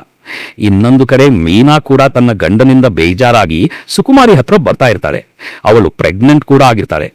ಇಬ್ಬರು ಕೂತು ಮಾತಾಡ್ತಿರುವಾಗ ಸುಕುಮಾರಿ ಯಾದಗಿರಿಗೆ ಒಂದು ಪ್ರಶ್ನೆ ಕೇಳ್ತಾರೆ. ಎಂಗೇಜ್ಮೆಂಟ್ ಟೈಮಲ್ಲಿ ಅವಳ ಕೈ ಮುಟ್ಟದೆ ಉಂಗುರ ಹಾಕೋಕ್ಕಾಗುತ್ತಾ ಅಂತ. ಯಾದಗಿರಿಗೆ ಅವಳು ಯಾಕೆ ಹಾಗೆ ಕೇಳ್ತಿದ್ದಾಳೆ ಅನ್ನೋದು ಅರ್ಥ ಆಗಲ್ಲ. ಆದ್ರೂ ಹಾ ಅಂತ ಹೇಳಿಬಿಡ್ತಾನೆ. ಆಮೇಲೆ ಎಂಗೇಜ್ಮೆಂಟ್ ಶಾಸ್ತ್ರ ಶುರುವಾಗುತ್ತೆ. ಆದ್ರೆ ಹಳ್ಳಿಯವರೆಲ್ಲರಿಗೂ ಒಂದೇ ಟೆನ್ಷನ್. ಉಂಗುರ ಹಾಕುವಾಗ ಯಾದಗಿರಿಯ ಕೈ ತಪ್ಪಿ ಸುಕುಮಾರಿಗೆ ಟಚ್ ಆಗ್ಬಿಟ್ರೆ ಏನಾಗುತ್ತೋ ಅಂತ. ವಿಶೇಷವಾಗಿ ಅವಳ ಅಪ್ಪನಿಗೆ ತುಂಬಾ ಭಯ. ಅಷ್ಟರಲ್ಲಿ ಫೋಟೋಗ್ರಾಫರ್ ಬಂದು ಇವತ್ತು ನಿಮ್ಮಿಬ್ಬರ ತುಂಬಾ ಫೋಟೋಸ್ ತಗೋಬೇಕು ಅಂತ ಹೇಳ್ತಾನೆ. ಇದನ್ನ ಕೇಳಿದ ತಕ್ಷಣ ಹಳ್ಳಿಯವರಿಗೆ ಟೆನ್ಷನ್ ಶುರುವಾಗುತ್ತೆ. ಫೋಟೋ ತೆಗೆಯುವಾಗ ಇಬ್ಬರು ಎಲ್ಲಾದ್ರೂ ಟಚ್ ಆಗ್ಬಿಟ್ರೆ ಅಂತ ಭಯ. ಫೋಟೋಗ್ರಾಫರ್ ಕೂಡ ಪದೇ ಪದೇ ಸ್ವಲ್ಪ ಹತ್ರ ಬನ್ನಿ ಅಂತ ಹೇಳ್ತಿರ್ತಾನೆ. ಅಷ್ಟರಲ್ಲಿ ನೆಕ್ಸ್ಟ್ ಸೆಕೆಂಡ್ ಯಾದಗಿರಿಗೂ ಕರೆಂಟ್ ಹೊಡೆದ ಹಾಗೆ ಆಗುತ್ತೆ. ಅವನು ತಕ್ಷಣ ಚಿಕ್ಕಪ್ಪನಿಗೆ ನನಗೂ ಕರೆಂಟ್ ಹೊಡಿತು ಅಂತ ಹೇಳ್ತಾನೆ. ಆದ್ರೆ ಚಿಕ್ಕಪ್ಪ ಅದನ್ನ ಸೀರಿಯಸ್ ಆಗಿ ತಗೊಳ್ಳದೆ, ಸಿನಿಮಾದಲ್ಲಿ ರಾಮ್ ಚರಣ್ ಮತ್ತೆ ಕಾಜಲ್ ಕೈ ಮುತ್ತಿದಾಗ ಕರೆಂಟ್ ಹೊಡೆಯುತ್ತಲ್ವಾ, ಹಾಗೆ ಇವರಿಬ್ಬರಿಗೂ ಹಿಂದಿನ ಜನ್ಮದ ಏನೋ ಕನೆಕ್ಷನ್ ಇರಬೇಕು ಅಂತ ತಮಾಷೆ ಮಾಡ್ತಾರೆ. ಆದ್ರೆ ಫೋಟೋಗ್ರಾಫರ್ ಫ್ರೆಂಡ್ಗೆ ಮಾತ್ರ ಏನೋ ಡೌಟ್ ಶುರುವಾಗುತ್ತೆ. ಸುಕುಮಾರಿನ ಮುಟ್ಟಿದ್ರೆ ನಿಜವಾಗ್ಲೂ ಕರೆಂಟ್ ಹೊಡೆಯುತ್ತಾ ಅಂತ ಯೋಚನೆ ಮಾಡ್ತಾನೆ. ಇನ್ನೊಂದು ಕಡೆ ಸುಕುಮಾರಿ ಮನೆಯಲ್ಲಿ ಒಂಟಿಯಾಗಿದ್ದಾಗ ಯಾದಗಿರಿ ಅವಳ ಜೊತೆ ಮಾತಾಡಕ್ಕೆ ಬರ್ತಾನೆ. ಇದೇ ಸರಿಯಾದ ಟೈಮ್ ಅಂತ ಸುಕುಮಾರಿ ತನ್ನ ಪ್ರಾಬ್ಲಮ್ ಬಗ್ಗೆ ಹೇಳಕ್ಕೆ ರೆಡಿ ಆಗ್ತಾರೆ. ಆದ್ರೆ ಅವಳು ಮಾತು ಶುರು ಮಾಡೋಷ್ಟರಲ್ಲಿ ಅವಳ ಅಪ್ಪ ಅಲ್ಲಿಗೆ ಬರ್ತಾರೆ. ಮಗಳೇ ಅಳಿಯನ ಜೊತೆ ಮಾತಾಡಕ್ಕೆ ಕರೆದಿದ್ದಾಳೆ ಅಂತ ಅನ್ಕೊಂಡು ಅವರೂ ಅಲ್ಲೇ ಕೂತ್ಕೊಳ್ತಾರೆ. ಕೊನೆಗೆ ಸುಕುಮಾರಿ ಅಪ್ಪನೇ ಯಾದಗಿರಿಗೆ ನನ್ನ ಮಗಳಿಗೆ ಒಂದು ಪ್ರಾಬ್ಲಮ್ ಇದೆ, ಅದರಿಂದ ಅವಳು ಯಾರನ್ನೂ ಮುಟ್ಟೋ ಹಾಗಿಲ್ಲ ಅಂತ ಹೇಳಕ್ಕೆ ಶುರು ಮಾಡ್ತಾರೆ. ಆದ್ರೆ ಯಾದಗಿರಿ ಅವರ ಮಾತನ್ನ ಸರಿಯಾಗಿ ಕೇಳಿಸ್ಕೊಳ್ತಾ ಇರಲ್ಲ. ಅದೇ ಟೈಮಲ್ಲಿ ಸುಕುಮಾರಿ ಕಾಫಿ ಮಾಡಕ್ಕೆ ಅಲ್ಲಿಂದ ಹೋಗಿರ್ತಾಳೆ. ಯಾದಗಿರಿಯ ಗಮನ ಅವಳ ಮೇಲೆ ಇರುತ್ತೆ. ಕೊನೆಗೆ ಅಪ್ಪ ನಿಮಗೆ ಈ ಸಂಬಂಧ ಒಪ್ಪಿಗೆ ಅಲ್ವಾ ಅಂತ ಕೇಳಿದಾಗ ಯಾದಗಿರಿ ನೀವು ಹೇಳಿದ್ದನ್ನ ಸರಿಯಾಗಿ ಕೇಳಿಸ್ಕೊಳ್ಳಿಲ್ಲ, ಇನ್ನೊಂದು ದಿನ ಆರಾಮಾಗಿ ಮಾತಾಡೋಣ ಅಂತ ಹೇಳಿ ಅಲ್ಲಿಂದ ಹೊರಟು ಹೋಗ್ತಾನೆ. ಅಪ್ಪನಿಗೆ ಈಗ ಟೆನ್ಷನ್ ಶುರುವಾಗುತ್ತೆ. ಎಲ್ಲವನ್ನೂ ಹೇಳಕ್ಕೆ ಟ್ರೈ ಮಾಡಿದ್ರು ಯಾದಗಿರಿ ಸರಿಯಾಗಿ ಕೇಳಿಸ್ಕೊಳ್ಳಿಲ್ಲ ಅಂತ ಅವರಿಗೆ ಬೇಜಾರಾಗುತ್ತೆ. ಕೊನೆಗೂ ಮದುವೆ ದಿನ ಬರುತ್ತೆ. ಹಳ್ಳಿಯವರಿಗೆ ಮಾತ್ರ ಸಖತ್ ಖುಷಿ. ಸುಕುಮಾರಿ ಮದುವೆಯಾಗಿ ಹಳ್ಳಿಯಿಂದ ಹೋದ್ರೆ ಮತ್ತೆ ನೆಮ್ಮದಿಯಾಗಿ ಇರಬಹುದು ಅಂತ ಅವರಿಗೆ ಅನ್ಸುತ್ತೆ. ಮದುವೆ ಮುಂಚೆ ಒಂದೊಂದೇ ಶಾಸ್ತ್ರಗಳು ನಡೀತಾ ಇರುತ್ತೆ. ಆದ್ರೆ ಪ್ರತಿ ಶಾಸ್ತ್ರದಲ್ಲೂ ಹಳ್ಳಿಯವರಿಗೆ ಒಂದೇ ಟೆನ್ಷನ್, ಸುಕುಮಾರಿ ಮಿಸ್ ಆಗಿ ಯಾರಿಗಾದ್ರೂ ಟಚ್ ಆಗ್ಬಿಡ್ತಾರಾ ಅಂತ. ಅದಕ್ಕೆ ಎಲ್ಲವನ್ನೂ ತುಂಬಾ ಹುಷಾರಾಗಿ ಮಾಡಿಸ್ತಾರೆ. ಅಷ್ಟರಲ್ಲಿ ಒಂದು ಶಾಸ್ತ್ರದಲ್ಲಿ ಭಟ್ರು ಇಬ್ಬರೂ ಕೈ ಹಿಡ್ಕೊಂಡು ಸುತ್ತು ಬರಬೇಕು ಅಂತ ಹೇಳ್ತಾರೆ. ಇದನ್ನ ಕೇಳಿ ಹಳ್ಳಿಯವರೆಲ್ಲ ಶಾಕ್ ಆಗ್ತಾರೆ. ಯಾಕಂದ್ರೆ ಸುಕುಮಾರಿ ಯಾರ ಕೈನೂ ಹಿರಿಯೋ ಹಾಗಿಲ್ಲ. ಆದ್ರೆ ಯಾದಗಿರಿ ಸುಕುಮಾರಿಯ ಕೈ ಹಿಡ್ಕೊಂಡೇ ಅವಳ ಜೊತೆ ಸುತ್ತು ಬರೋಕೆ ಶುರು ಮಾಡ್ತಾನೆ. ಆದ್ರೆ ಅಚ್ಚರಿ ಏನಂದ್ರೆ ಏನೂ ಆಗಲ್ಲ. ಹಳ್ಳಿಯವರೆಲ್ಲ ಇದನ್ನ ನೋಡಿ ಬಾಯಿ ಮೇಲೆ ಬೆರಳಿಟ್ಕೊಂಡು ನಿಂತು ಬಿಡ್ತಾರೆ. ಹಳ್ಳಿಯವರೆಲ್ಲ ಶಾಕ್ ಆಗ್ತಾರೆ. ಯಾಕಂದ್ರೆ ಸುಕುಮಾರಿಯನ್ನ ಮುಟ್ಟಿದ್ರೆ ಯಾವಾಗ್ಲೂ ಕರೆಂಟ್ ಶಾಕ್ ಹೊಡಿತಿತ್ತು. ಆದ್ರೆ ಈ ಸಲ ಯಾದಗಿರಿಗೆ ಏನೂ ಆಗಲ್ಲ. ಸ್ವತಃ ಸುಕುಮಾರಿಗೂ ಇದು ಹೀಗೆ ಆಯ್ತು ಅಂತ ಅರ್ಥ ಆಗಲ್ಲ. ಇನ್ನೊಂದು ಕಡೆ ಫೋಟೋಗ್ರಾಫರ್ ಮದುವೆಯ ಫೋಟೋಸ್ ನೋಡ್ತಿರ್ತಾನೆ. ಫೋಟೋಗಳನ್ನ ಸೂಕ್ಷ್ಮವಾಗಿ ನೋಡಿದಾಗ ಇಬ್ರು ಉದ್ದೇಶಪೂರ್ವಕವಾಗಿ ಟಚ್ ಆಗೋದನ್ನ ಅವಾಯ್ಡ್ ಮಾಡ್ತಿದ್ರು ಅನ್ನೋದು ಅವನಿಗೆ ಗೊತ್ತಾಗುತ್ತೆ. ಅಲ್ಲದೆ ಯಾದಗಿರಿ ಮಿಸ್ ಆಗಿ ಸುಕುಮಾರಿಯನ್ನ ಟಚ್ ಮಾಡಿದ ಜಾಗಗಳಲ್ಲೆಲ್ಲ ಅವನಿಗೆ ಲೈಟ್ ಆಗಿ ಶಾಕ್ ಹೊಡೆದಿರೋದು ಕೂಡ ನೆನಪಾಗುತ್ತೆ. ಈಗ ಫೋಟೋಗ್ರಾಫರ್ಗೆ ಡೌಟ್ ಇನ್ನಷ್ಟು ಜಾಸ್ತಿ ಆಗುತ್ತೆ. ಇತ್ತ ಸುಕುಮಾರಿ ಫಸ್ಟ್ ನೈಟ್ಗಿಂತ ಮುಂಚೆ ಯಾದಗಿರಿಗೆ ಸತ್ಯ ಹೇಳಬೇಕು ಅಂತ ಅನ್ಕೊಳ್ತಾರೆ. ಆದ್ರೆ ಧೈರ್ಯ ಸಾಲಲ್ಲ. ಕೊನೆಗೆ ಅವಳ ಅಪ್ಪನೇ ನಿಮಗೆ ಒಂದು ಇಂಪಾರ್ಟೆಂಟ್ ವಿಷಯ ಹೇಳಬೇಕು, ನಾವು ಒಂದು ವಿಷಯ ಮುಚ್ಚಿಟ್ಟು ನಿಮ್ಮ ಮದುವೆ ಮಾಡಿಸಿದೀವಿ, ಕ್ಷಮಿಸಿ ಅಂತ ಹೇಳಕ್ಕೆ ಶುರು ಮಾಡ್ತಾರೆ. ಆದ್ರೆ ಆ ಟೈಮಲ್ಲಿ ಯಾದಗಿರಿ ವಾಶ್ರೂಮ್ಗೆ ಹೋಗಿರ್ತಾನೆ. ಹಾಗಾಗಿ ಅವನಿಗೆ ಅವರ ಮಾತು ಕೇಳಿಸಲ್ಲ. ಅಷ್ಟರಲ್ಲಿ ಫೋಟೋಗ್ರಾಫರ್ ಕಣ್ಣಿಗೆ ಒಂದು ಪೋಸ್ಟರ್ ಬೀರುತ್ತೆ. ಅದರಲ್ಲಿ ಸುಕುಮಾರಿನ ಮುಟ್ಟಿದ್ರೆ ಕರೆಂಟ್ ಶಾಕ್ ಹೊಡೆಯುತ್ತೆ ಅಂತ ಬರೆದಿರುತ್ತೆ. ಇದನ್ನ ನೋಡಿದ ತಕ್ಷಣ ಅವನಿಗೆ ಎಲ್ಲವೂ ಅರ್ಥ ಆಗುತ್ತೆ. ಮದುವೆ ಟೈಮಲ್ಲಿ ಹಳ್ಳಿಯವರು ಯಾಕೆ ಇಬ್ಬರನ್ನ ದೂರ ಇರ್ತಿದ್ರು ಅನ್ನೋದು ಕೂಡ ಗೊತ್ತಾಗುತ್ತೆ. ತಕ್ಷಣ ತನ್ನ ಅಸಿಸ್ಟೆಂಟ್ ಕೈಯಲ್ಲಿ ಒಂದು ಪೇಪರ್ ಕಡಿಸಿ ಹೀಗಾದ್ರೂ ಮಾಡಿ ಇದನ್ನ ಯಾದಗಿರಿಗೆ ಕೊಡು ಅಂತ ಹೇಳ್ತಾನೆ. ಆದ್ರೆ ಯಾದಗಿರಿ ಆ ಪೇಪರ್ನ ಅಷ್ಟೊಂದು ಸೀರಿಯಸ್ ಆಗಿ ತಗೊಳ್ಳಲ್ಲ. ಇದಾದ್ಮೇಲೆ ಫಸ್ಟ್ ನೈಟ್ ಟೈಮ್ ಯಾದಗಿರಿ ರೂಮ್ಗೆ ಹೋಗಿ ಸುಕುಮಾರಿಯನ್ನ ಪ್ರೀತಿಯಿಂದ ನೋಡ್ತಿರ್ತಾನೆ. ಆದ್ರೆ ಸುಕುಮಾರಿಗೆ ಮಾತ್ರ ಟೆನ್ಷನ್. ಇವರಿಗೆ ನನ್ನ ಬಗ್ಗೆ ಎಲ್ಲವೂ ಗೊತ್ತಿದ್ದು ಯಾಕೆ ಎಷ್ಟು ಹತ್ತಿರ ಬರ್ತಿದ್ದಾರೆ ಅಂತ ಅನ್ಕೊಳ್ತಾಳೆ. ಯಾದಗಿರಿ ಅವಳ ಹತ್ರ ಹೋಗಿ ಕಿಸ್ ಮಾಡಕ್ಕೆ ಟ್ರೈ ಮಾಡಿದ ತಕ್ಷಣ ಜೋರಾಗಿ ಕರೆಂಟ್ ಶಾಕ್ ಹೊಡೆಯುತ್ತೆ. ಯಾದಗಿರಿ ಗಾಳಿಯಲ್ಲಿ ಹಾರಿ ಹೋಗಿ ನೇರವಾಗಿ ಮಂಚದ ಮೇಲೆ ಬೀಳ್ತಾನೆ. ಮಂಚವೇ ಮುರಿದು ಹೋಗುತ್ತೆ. ಏನಾಯ್ತು ಅಂತ ಯಾದಗಿರಿ ಶಾಕ್ನಲ್ಲಿ ನಿಂತಿರುವಾಗ ಗಾಳಿಗೆ ಹಾರಿದ್ದ ಆ ಪೇಪರ್ ಅವನ ಹತ್ರ ಬಂದು ಬೀಳುತ್ತೆ. ಪೇಪರ್ ಓದಿದಾಗ ಅವನಿಗೆ ಅಸಲಿ ಸತ್ಯ ಗೊತ್ತಾಗುತ್ತೆ. ಸುಕುಮಾರಿನ ಮುತ್ತಿದ್ರೆ ಎದುರಿಗಿರೋರಿಗೆ ಕರೆಂಟ್ ಶಾಕ್ ಹೊಡೆಯುತ್ತೆ. ಇದನ್ನ ಓದಿದ ತಕ್ಷಣ ಯಾದಗಿರಿಗೆ ಮೈಯೆಲ್ಲ ಜುಮ್ಮನ್ನೋ ಹಾಗಾಗುತ್ತೆ. ನೆಕ್ಸ್ಟ್ ಮಾರ್ನಿಂಗ್ ಸುಕುಮಾರಿ ಅತ್ತೆಗೆ ಹೆಲ್ಪ್ ಮಾಡ್ತಾ ಇರ್ತಾಳೆ. ಅಷ್ಟರಲ್ಲಿ ಚಿಕ್ಕತ್ತೆ ಬಂದು, ಏನಮ್ಮ ರಾತ್ರಿ ಮಂಚ ಮುಡಿದೋಗಿದೆ ಅಂತ ಕೇಳ್ದೆ, ನೀವಿಬ್ರು ಅಷ್ಟು ಖುಷಿಯಾಗಿದ್ರಾ ಅಂತ ತಮಾಷೆ ಮಾಡ್ತಾರೆ. ಇದನ್ನ ಕೇಳಿ ಯಾದಗಿರಿಗೆ ಒಳಗೊಳಗಿ ಟೆನ್ಷನ್. ಯಾಕಂದ್ರೆ ರಾತ್ರಿ ನಿಜವಾಗಿ ಏನಾಯ್ತು ಅನ್ನೋದು ಅವನಿಗೆ ಮಾತ್ರ ಗೊತ್ತಿರುತ್ತೆ. ಅವನು ಮತ್ತೆ ರಾತ್ರಿ ನಡೆದಿದ್ದನ್ನ ನೆನಪಿಸ್ಕೊಳ್ಳಕ್ಕೆ ಶುರು ಮಾಡ್ತಾನೆ. ಯಾದಗಿರಿಗೆ ಮತ್ತೆ ನೆನಪಾಗುತ್ತೆ, ಸುಕುಮಾರಿಯ ಕೈ ಹಿಡಿದಾಗ್ಲಿ ಕರೆಂಟ್ ಹೊಡೆದಿತ್ತು ಅಂತ. ಇದನ್ನ ಇನ್ನು ಮೊದಲೇ ಚಿಕ್ಕಪ್ಪನಿಗೆ ಹೇಳಿದ್ದ. ಆದ್ರೆ ಚಿಕ್ಕಪ್ಪ ಅದನ್ನ ರಾಮ್ ಚರಣ್ ಕಾಜಲ್ ಸಿನಿಮಾದ ತರ ಹಿಂದಿನ ಜನ್ಮದ ಕನೆಕ್ಷನ್ ಅಂತ ಹೇಳಿ ಅವನನ್ನ ಇನ್ನಷ್ಟು ಕನ್ಫ್ಯೂಸ್ ಮಾಡಿರ್ತಾರೆ. ಈಗ ಯಾದಗಿರಿ ರಾತ್ರಿ ನಡೆದಿದ್ದೆಲ್ಲ ಚಿಕ್ಕಪ್ಪನಿಗೆ ಹೇಳ್ತಾನೆ. ಇದನ್ನ ಕೇಳಿ ಚಿಕ್ಕಪ್ಪಗೂ ಶಾಕ್ ಆಗುತ್ತೆ. ಇನ್ನೊಂದು ಕಡೆ ಯಾದಗಿರಿಯ ಅಮ್ಮ ಮತ್ತು ಚಿಕ್ಕಮ್ಮ ತುಂಬಾ ಕ್ಲೋಸ್. ಆದ್ರೆ ಯಾದಗಿರಿಯ ಅಪ್ಪ ಮತ್ತು ಚಿಕ್ಕಪ್ಪ ಮಾತ್ರ ಒಬ್ರ ಜೊತೆ ಒಬ್ರು ಮಾತಿ ಆಡಲ್ಲ. ಜೊತೆಯಲ್ಲಿ ಕೂತು ಎಣ್ಣೆ ಹೊಡೆದ್ರೂ ಒಬ್ರ ಮುಖ ಒಬ್ರು ಮೂಡಲ್ಲ. ಮನೆಯ ಹೆಂಗಸರಿಗೆ ಮಾತ್ರ ಇವರಿಬ್ಬರ ಜಗಳ ಸರಿಯಾಗಬೇಕು ಅನ್ನೋ ಆಸೆ. ಅದಕ್ಕೆ ಸುಕುಮಾರಿಯೇ ಹೋಗಿ ಇಬ್ಬರಿಗೂ ಬುದ್ಧಿ ಹೇಳ್ತಾರೆ. ಇಷ್ಟು ವರ್ಷ ಆಯ್ತು, ಇನ್ನಾದ್ರೂ ಮಾತಾಡ್ಕೊಂಡು ಹಳೆ ಕೋಪ ಬಿಟ್ಬಿಡಿ ಅಂತ ಎಷ್ಟೇ ಹೇಳಿದ್ರೂ ಇಬ್ಬರೂ ಅವಳ ಮಾತು ಕೇಳದೆ ಅಲ್ಲೇ ಮಲ್ಕೊಳ್ತಾರೆ. ಕೊನೆಗೆ ಸುಕುಮಾರಿಗೆ ಇವರನ್ನ ಒಪ್ಸೋದು ಅಷ್ಟು ಈಸಿ ಅಲ್ಲ ಅಂತ ಅರ್ಥ ಆಗುತ್ತೆ. ಇನ್ನೊಂದು ಕಡೆ ಯಾದಗಿರಿಯ ಅಮ್ಮ ಮತ್ತು ಚಿಕ್ಕಮ್ಮ ಮೆಹಂದಿ ಹಾಕಿಸ್ಕೊಂಡಿರ್ತಾರೆ. ಕೈಗೆ ಮೆಹಂದಿ ಇರೋದ್ರಿಂದ ಯಾದಗಿರಿಗೆ, ಮಗನೇ ನೀನೇ ನಮಗೆ ಊಟ ಮಾಡಿಸು ಅಂತ ಹೇಳ್ತಾರೆ. ಯಾದಗಿರಿ ಇಬ್ಬರಿಗೂ ಊಟ ಮಾಡಿಸ್ತಾ ಇರ್ತಾನೆ. ಅಷ್ಟರಲ್ಲಿ ಸುಕುಮಾರಿ ಅಲ್ಲಿಂದ ಹೋಗ್ತಿರ್ತಾರೆ. ಮನೆಯವರು ತಮಾಷೆಗೆ ನಿನ್ನ ಹೆಂಡತಿಗೂ ಊಟ ಮಾಡಿಸು ಅಂತ ಹೇಳ್ತಾರೆ. ಇದನ್ನ ಕೇಳಿ ಯಾದಗಿರಿಗೆ ಮತ್ತೆ ಕರೆಂಟ್ ಭಯ ಶುರುವಾಗುತ್ತೆ. ಆದ್ರೂ ಎಲ್ಲರೂ ಫೋರ್ಸ್ ಮಾಡೋದ್ರಿಂದ ಭಯ ಪಡ್ತಾನೆ ಸುಕುಮಾರಿಗೆ ಊಟ ಮಾಡಿಸ್ತಾನೆ. ಆದ್ರೆ ಈ ಸಲ ಏನೂ ಆಗಲ್ಲ. ಅವನ ಕೈ ಸುಕುಮಾರಿಯೇ ಕೈಗೆ ಟಚ್ ಆದ್ರೂ ಕರೆಂಟ್ ಹೊಡೆಯಲ್ಲ. ಯಾದಗಿರಿ ಪೂರ್ತಿ ಕನ್ಫ್ಯೂಸ್. ಈಗ ಯಾಕೆ ಕರೆಂಟ್ ಹೊಡಿತಾ ಇಲ್ಲ ಅಂತ ಯೋಚನೆ ಮಾಡ್ತಾನೆ. ಆಮೇಲೆ ಧೈರ್ಯ ಮಾಡಿ ಸುಕುಮಾರಿಯ ಹತ್ತಿರ ಹೋಗಿ ಸೊಂಟದ ಮೇಲೆ ಕೈ ಇರಕ್ಕೆ ಟ್ರೈ ಮಾಡ್ತಾನೆ. ಕೈ ತಾಗಿದ ತಕ್ಷಣ ಮತ್ತೆ ಜೋರಾಗಿ ಕರೆಂಟ್ ಶಾಕ್. ಯಾದಗಿರಿ ಹಾರಿ ಹೋಗಿ ಬೀಳ್ತಾನೆ. ಇಷ್ಟೊತ್ತು ಏನೂ ಆಗಲಿಲ್ಲ, ಈಗ ಯಾಕೆ ಹೀಗಾಯ್ತು ಅಂತ ಅವನಿಗೆ ಅರ್ಥ ಆಗಲ್ಲ. ಅಷ್ಟರಲ್ಲಿ ಸುಕುಮಾರಿ, ರಾತ್ರಿ ನೀವು ಯಾಕೆ ನನ್ನನ್ನ ಮುಟ್ಟಕ್ಕೆ ಟ್ರೈ ಮಾಡಿದ್ರಿ ಅಂತ ಕೇಳ್ತಾರೆ. ಯಾದಗಿರಿ ತಕ್ಷಣ ಇಲ್ಲ ನಾನ್ ನಿನ್ನನ್ನ ಮುಟ್ಟಲೇ ಇಲ್ಲ ಅಂತ ಸುಳ್ಳು ಹೇಳಿ ಮಾತನ್ನ ಕವರ್ ಮಾಡ್ತಾನೆ. ಇಬ್ರು ಮಾತಾಡ್ತಿರುವಾಗ ಮನೆಯವರು ಅಲ್ಲಿಗೆ ಬರ್ತಾರೆ. ಮನೆಯ ದೊಡ್ಡವರು, ಇವತ್ತು ತುಂಬಾ ಶುಭ ದಿನ, ನೀವಿಬ್ರು ದೇವಸ್ಥಾನಕ್ಕೆ ಹೋಗಿ ದೇವರ ದರ್ಶನ ಮಾಡ್ಕೊಂಡು ಬನ್ನಿ ಅಂತ ಹೇಳ್ತಾರೆ. ಯಾದಗಿರಿಗೆ ಈಗ ಬೇಡ ಅನ್ನೋಕೆ ಕಾರಣ ಇರಲ್ಲ. ಹಾಗಾಗಿ ಸುಕುಮಾರಿ ಜೊತೆ ದೇವಸ್ಥಾನಕ್ಕೆ ಹೊರಡ್ತಾನೆ. ಅಲ್ಲಿ ತಲುಪಿದ ತಕ್ಷಣ ಗುರು ಮತ್ತು ಅವನ ಜನ ಇವರಿಬ್ಬರನ್ನ ನೋಡಿ ತಮಾಷೆ ಮಾಡೋಕೆ ಶುರು ಮಾಡ್ತಾರೆ. ವಿಶೇಷವಾಗಿ ಯಾದಗಿರಿಯ ಎಲೆಕ್ಷನ್ ಸೂಡನ್ನ ಇಟ್ಕೊಂಡು ಬೇರೆ ಬೇರೆ ಡೈಲಾಗ್ ಹುಗಿತಾರೆ. ಇದನ್ನ ನೋಡಿ ಸುಕುಮಾರಿಗೆ ಸಿಕ್ಕಾಪಟ್ಟೆ ಕೋಪ ಬರುತ್ತೆ. ಅವಳು ಯಾದಗಿರಿಗೆ, ನಿಮ್ಮ ಹತ್ರ ಈ ತರ ಮಾತಾಡ್ತಿದ್ದಾರೆ, ನೀವ್ಯಾಕೆ ಏನೂ ಹೇಳ್ತಿಲ್ಲ ಅಂತ ಕೇಳ್ತಾರೆ. ಯಾದಗಿರಿ, ನೀನ್ ಏನು ಮಾತಾಡ್ಬೇಡ, ಸುಮ್ಮನೆ ಬಾ ಅಂತ ಅವಳನ್ನ ತಡೀತಾನೆ. ಆದ್ರೆ ಅವರು ಮತ್ತೆ ಮತ್ತೆ ರೇಗಿಸ್ತಾನೆ ಇರುವುದನ್ನ ನೋಡಿ ಸುಕುಮಾರಿಗೆ ಇನ್ನೂ ಸಹಿಸಕ್ಕಾಗಲ್ಲ. ನನಗೆ ಹುಂಡಿಯಲ್ಲಿ ಕಾಣಿಕೆ ಹಾಕೋಕಿದೆ ಅಂತ ಹೇಳಿ ಅಲ್ಲಿಂದ ಹೊರಡ್ತಾರೆ. ಆದ್ರೆ ಅವಳ ಅಸಲಿ ಪ್ಲಾನ್ ಬೇರೆನೇ ಇರುತ್ತೆ. ಗಂಡನನ್ನ ತಮಾಷೆ ಮಾಡಿದವರಿಗೆ ಬುದ್ಧಿ ಕಲಿಸಬೇಕು ಅಂತ ಗೆಟಪ್ ಚೇಂಜ್ ಮಾಡ್ಕೊಂಡು ವಾಪಸ್ ಬರ್ತಾರೆ. ಬಂದವಳೇ ಅಲ್ಲಿದ್ದವರಿಗೆ ಸಿಕ್ಕಾಪಟ್ಟೆ ಹೊಡಿತಾಳೆ. ಅಟ್ಯಾಕ್ ಮಾಡ್ತಿರೋದು ಯಾರು ಅಂತ ಯಾರಿಗೂ ಅರ್ಥ ಆಗಲ್ಲ. ಹೊಡೆದಾಟದ ಸೌಂಡ್ ಕೇಳಿ ಯಾದಗಿರಿ ಅಲ್ಲಿಗೆ ಬರೋಷ್ಟರಲ್ಲಿ ಸುಕುಮಾರಿ ಮತ್ತೆ ಎಸ್ಕೇಪ್ ಆಗಿರ್ತಾರೆ. ಆಮೇಲೆ ಏನೂ ಗೊತ್ತಿಲ್ಲ ಅನ್ನೋ ತರ ವಾಪಸ್ ಬರ್ತಾರೆ. ಅಲ್ಲಿ ಬಿದ್ದಿರೋ ಜನರನ್ನ ನೋಡಿದ ಯಾದಗಿರಿಗೆ ಇದು ಸುಕುಮಾರಿಯ ಕೆಲಸ ಅಂತ ತಕ್ಷಣ ಅರ್ಥ ಆಗುತ್ತೆ. ಅವನು ಗೆಟಪ್ ಚೇಂಜ್ ಮಾಡೋದ್ರಿಂದ ಏನೂ ಆಗಲ್ಲ, ನಾನ್ ನಿನ್ನನ್ನ ಗುರ್ತಿಸ್ಬಿಟ್ಟೆ ಅಂತ ಹೇಳ್ತಾರೆ. ಆದ್ರೆ ಒಳಗೊಳಗೆ ಅವನಿಗಾಗಿ ಸುಕುಮಾರಿ ಜಗಳ ಮಾಡಿದ್ದಕ್ಕೆ ಅವನಿಗೆ ಖುಷಿಯಾಗಿರುತ್ತೆ. ನಿಧಾನವಾಗಿ ಅವಳ ಬಗ್ಗೆ ಅವನ ಮನಸ್ಸಿನಲ್ಲಿ ಭಾವನೆಗಳು ಹುಟ್ಟಕ್ಕೆ ಶುರುವಾಗುತ್ತೆ. ಹೇಗಾದ್ರೂ ಮಾಡಿ ಸುಕುಮಾರಿಯ ಈ ಪ್ರಾಬ್ಲಮ್ ಸರಿಯಾದ್ರೆ ಇಬ್ರು ನಾರ್ಮಲ್ ಲೈಫ್ ಲೀಡ್ ಮಾಡಬಹುದು, ತಮ್ಮ ರಿಲೇಶನ್ಶಿಪ್ ಕೂಡ ಸರಿಯಾಗಬಹುದು ಅಂತ ಯಾದಗಿರಿ ಅನ್ಕೊಳ್ತಾನೆ. ಸುಕುಮಾರಿಗೆ ಬೈಕ್ ಹಿಂದೆ ಕೂರೋಕೆ ಆಗಲ್ಲ. ಅದಕ್ಕೆ ಅವಳನ್ನ ಮುಂದೆ ಕೂರಿಸಿಕೊಂಡೇ ಹೋಗೋಕೆ ಶುರು ಮಾಡ್ತಾನೆ. ಹೀಗೆ ಇಬ್ಬರ ಮಧ್ಯೆ ನಿಧಾನವಾಗಿ ಕ್ಲೋಸ್ನೆಸ್ ಜಾಸ್ತಿ ಆಗುತ್ತೆ. ಇದೇ ಟೈಮಲ್ಲಿ ಮನೆಯಲ್ಲಿರೋ ಒಬ್ಬ ಹುಡುಗಿಯ ಎಂಟ್ರಿ ಆಗುತ್ತೆ. ಅವರು ಯಾರ ಜೊತೆನೂ ಜಾಸ್ತಿ ಮಾತಾಡಲ್ಲ. ಸುಕುಮಾರಿ ಅವಳ ಜೊತೆ ಫ್ರೆಂಡ್ಶಿಪ್ ಮಾಡೋಕೆ ಟ್ರೈ ಮಾಡಿದ್ರು ಅವಳು ಮಾತ್ರ ಫುಲ್ ಸೈಲೆಂಟ್ ಆಗಿರ್ತಾಳೆ. ಇದನ್ನ ನೋಡಿ ಸುಕುಮಾರಿ ತನ್ನ ಅತ್ತೆಗೆ, ಅತ್ತೆ, ಈ ಹುಡುಗಿ ಯಾಕೆ ಯಾರ ಜೊತೆನೂ ಮಾತಾಡೋದಿಲ್ಲ, ಯಾವಾಗ್ಲೂ ಇಷ್ಟೊಂದು ಸೈಲೆಂಟ್ ಆಗಿರ್ತಾರೆ ಅಂತ ಕೇಳ್ತಾರೆ. ಅದಕ್ಕೆ ಅತ್ತೆ, ನನಗೂ ಗೊತ್ತಿಲ್ಲ ಅಂತ ಹೇಳ್ತಾರೆ. ಇದೇ ಟೈಮಲ್ಲಿ ಯಾದಗಿರಿಯ ತಲೆಯಲ್ಲಿ ಒಂದು ಹೊಸ ಐಡಿಯಾ ಬರುತ್ತೆ. ಈ ಸಲದ ಎಲೆಕ್ಷನ್ಗೆ ತನ್ನ ಹೆಂಡತಿ ಸುಕುಮಾರಿಯನ್ನೇ ಕಣಕ್ಕಿಳಿಸಬೇಕು ಅಂತ ನಿರ್ಧರಿಸ್ತಾನೆ. ಅಲ್ಲಿಂದ ಸುಕುಮಾರಿಯ ಎಲೆಕ್ಷನ್ ಕ್ಯಾಂಪೇನ್ ಶುರುವಾಗುತ್ತೆ. ಇಬ್ಬರು ಮನೆ ಮನೆಗೆ ಹೋಗಿ ಜನರನ್ನ ಭೇಟಿ ಮಾಡಿ ಸಪೋರ್ಟ್ ಕೇಳ್ತಾರೆ. ಆದ್ರೆ ಗುರು ಮಾತ್ರ ತನ್ನ ಹಳೆಯ ಬುದ್ಧಿ ಬಿಡಲ್ಲ. ಸುಕುಮಾರಿ ಮತ್ತು ಯಾದಗಿರಿಯನ್ನ ನೋಡಿ ಮತ್ತೆ ತಮಾಷೆ ಮಾಡಕ್ಕೆ ಶುರು ಮಾಡ್ತಾನೆ. ಸುಕುಮಾರಿ ಕೂಡ ಸುಮ್ಮನಿರಲ್ಲ. ಗುರುಗೆ ಅಂಥ ಮಾಸ್ಟರ್ ಸ್ಟ್ರೋಕ್ ರಿಪ್ಲೈ ಕೊಡ್ತಾಳೆ, ಅವನ ಬಾಯೇ ಬಂದಾಗ್ಬಿಡತ್ತೆ.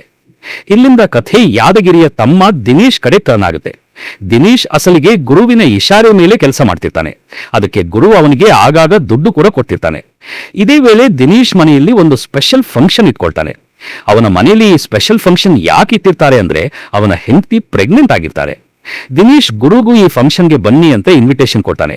ಅವನು ಗುರುಗೆ ಹೇಳ್ತಾನೆ, ನನ್ನ ಹೆಂಡತಿ ಪ್ರೆಗ್ನೆಂಟ್ ಆಗಿದ್ದಾರೆ, ಅದಕ್ಕೆ ನೀವು ಈ ಫಂಕ್ಷನ್ಗೆ ಖಂಡಿತ ಬರಲೇಬೇಕು ಅಂತ. ಗುರು ಕೂಡ ಬರೋಕೆ ರೆಡಿ ಆಗ್ತಾನೆ. ಆದ್ರೆ ಗುರುವಿನ ತಲೆಯಲ್ಲಿ ಮೊದಲೇ ಒಂದು ಪ್ಲಾನ್ ಓಡ್ತಾ ಇರುತ್ತೆ. ಅವನು ಇದೇ ಚಾನ್ಸ್ ನ ಯೂಸ್ ಮಾಡಿಕೊಂಡು ದಿನೇಶ್ ಮತ್ತೆ ಅವನ ಇಡೀ ಫ್ಯಾಮಿಲಿಯ ಮರ್ಯಾದೆ ಕಳಿಬೇಕು ಅಂತ ಅನ್ಕೊಂಡಿರ್ತಾನೆ. ಫಂಕ್ಷನ್ ಅಲ್ಲಿ ದಿನೇಶ್ ಹೆಂಡತಿನ ಕೂರಿಸಿ ಶಾಸ್ತ್ರ ನಡೀತಾ ಇರುತ್ತೆ. ಅಷ್ಟರಲ್ಲಿ ಅಲ್ಲಿಗೆ ಒಬ್ಬ ಸೇಠ್ ಬರ್ತಾನೆ. ಫ್ಯಾಮಿಲಿಯವರೆಲ್ಲ ಅವನನ್ನ ನೋಡಿ ಬಹುಶಃ ಹುಡುಗಿ ಕಡೆ ರಿಲೇಟಿವ್ ಇರಬೇಕು ಅಂತ ಅನ್ಕೊಳ್ತಾರೆ. ಆದ್ರೆ ಆ ಸೇಟ್ನ ನೋಡಿದ ತಕ್ಷಣ ದಿನೇಶ್ಗೆ ಭಯ ಶುರುವಾಗುತ್ತೆ. ದಿನೇಶ್ ಅವನಿಗೆ ಅಲ್ಲಿಂದ ಹೋಗೋಗು ಅಂತ ಹೇಳ್ತಾನೆ.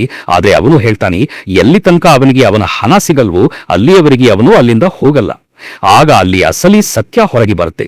ಅಸಲಿಗೆ ದಿನೇಶ್ ಮನೆಯಲ್ಲಿ ತನ್ನ ಹೆಂಡತಿ ಅಂತ ಇಟ್ಕೊಂಡಿದ್ದವಳು ಆ ಸೇಟ್ನ ಹೆಂಡತಿಯಾಗಿರ್ತಾರೆ. ಅದು ಅಲ್ಲದೆ ಅವಳನ್ನ ಬಾಡಿಗೆಗೆ ಕರ್ಕೊಂಡು ಬಂದಿರ್ತಾನೆ.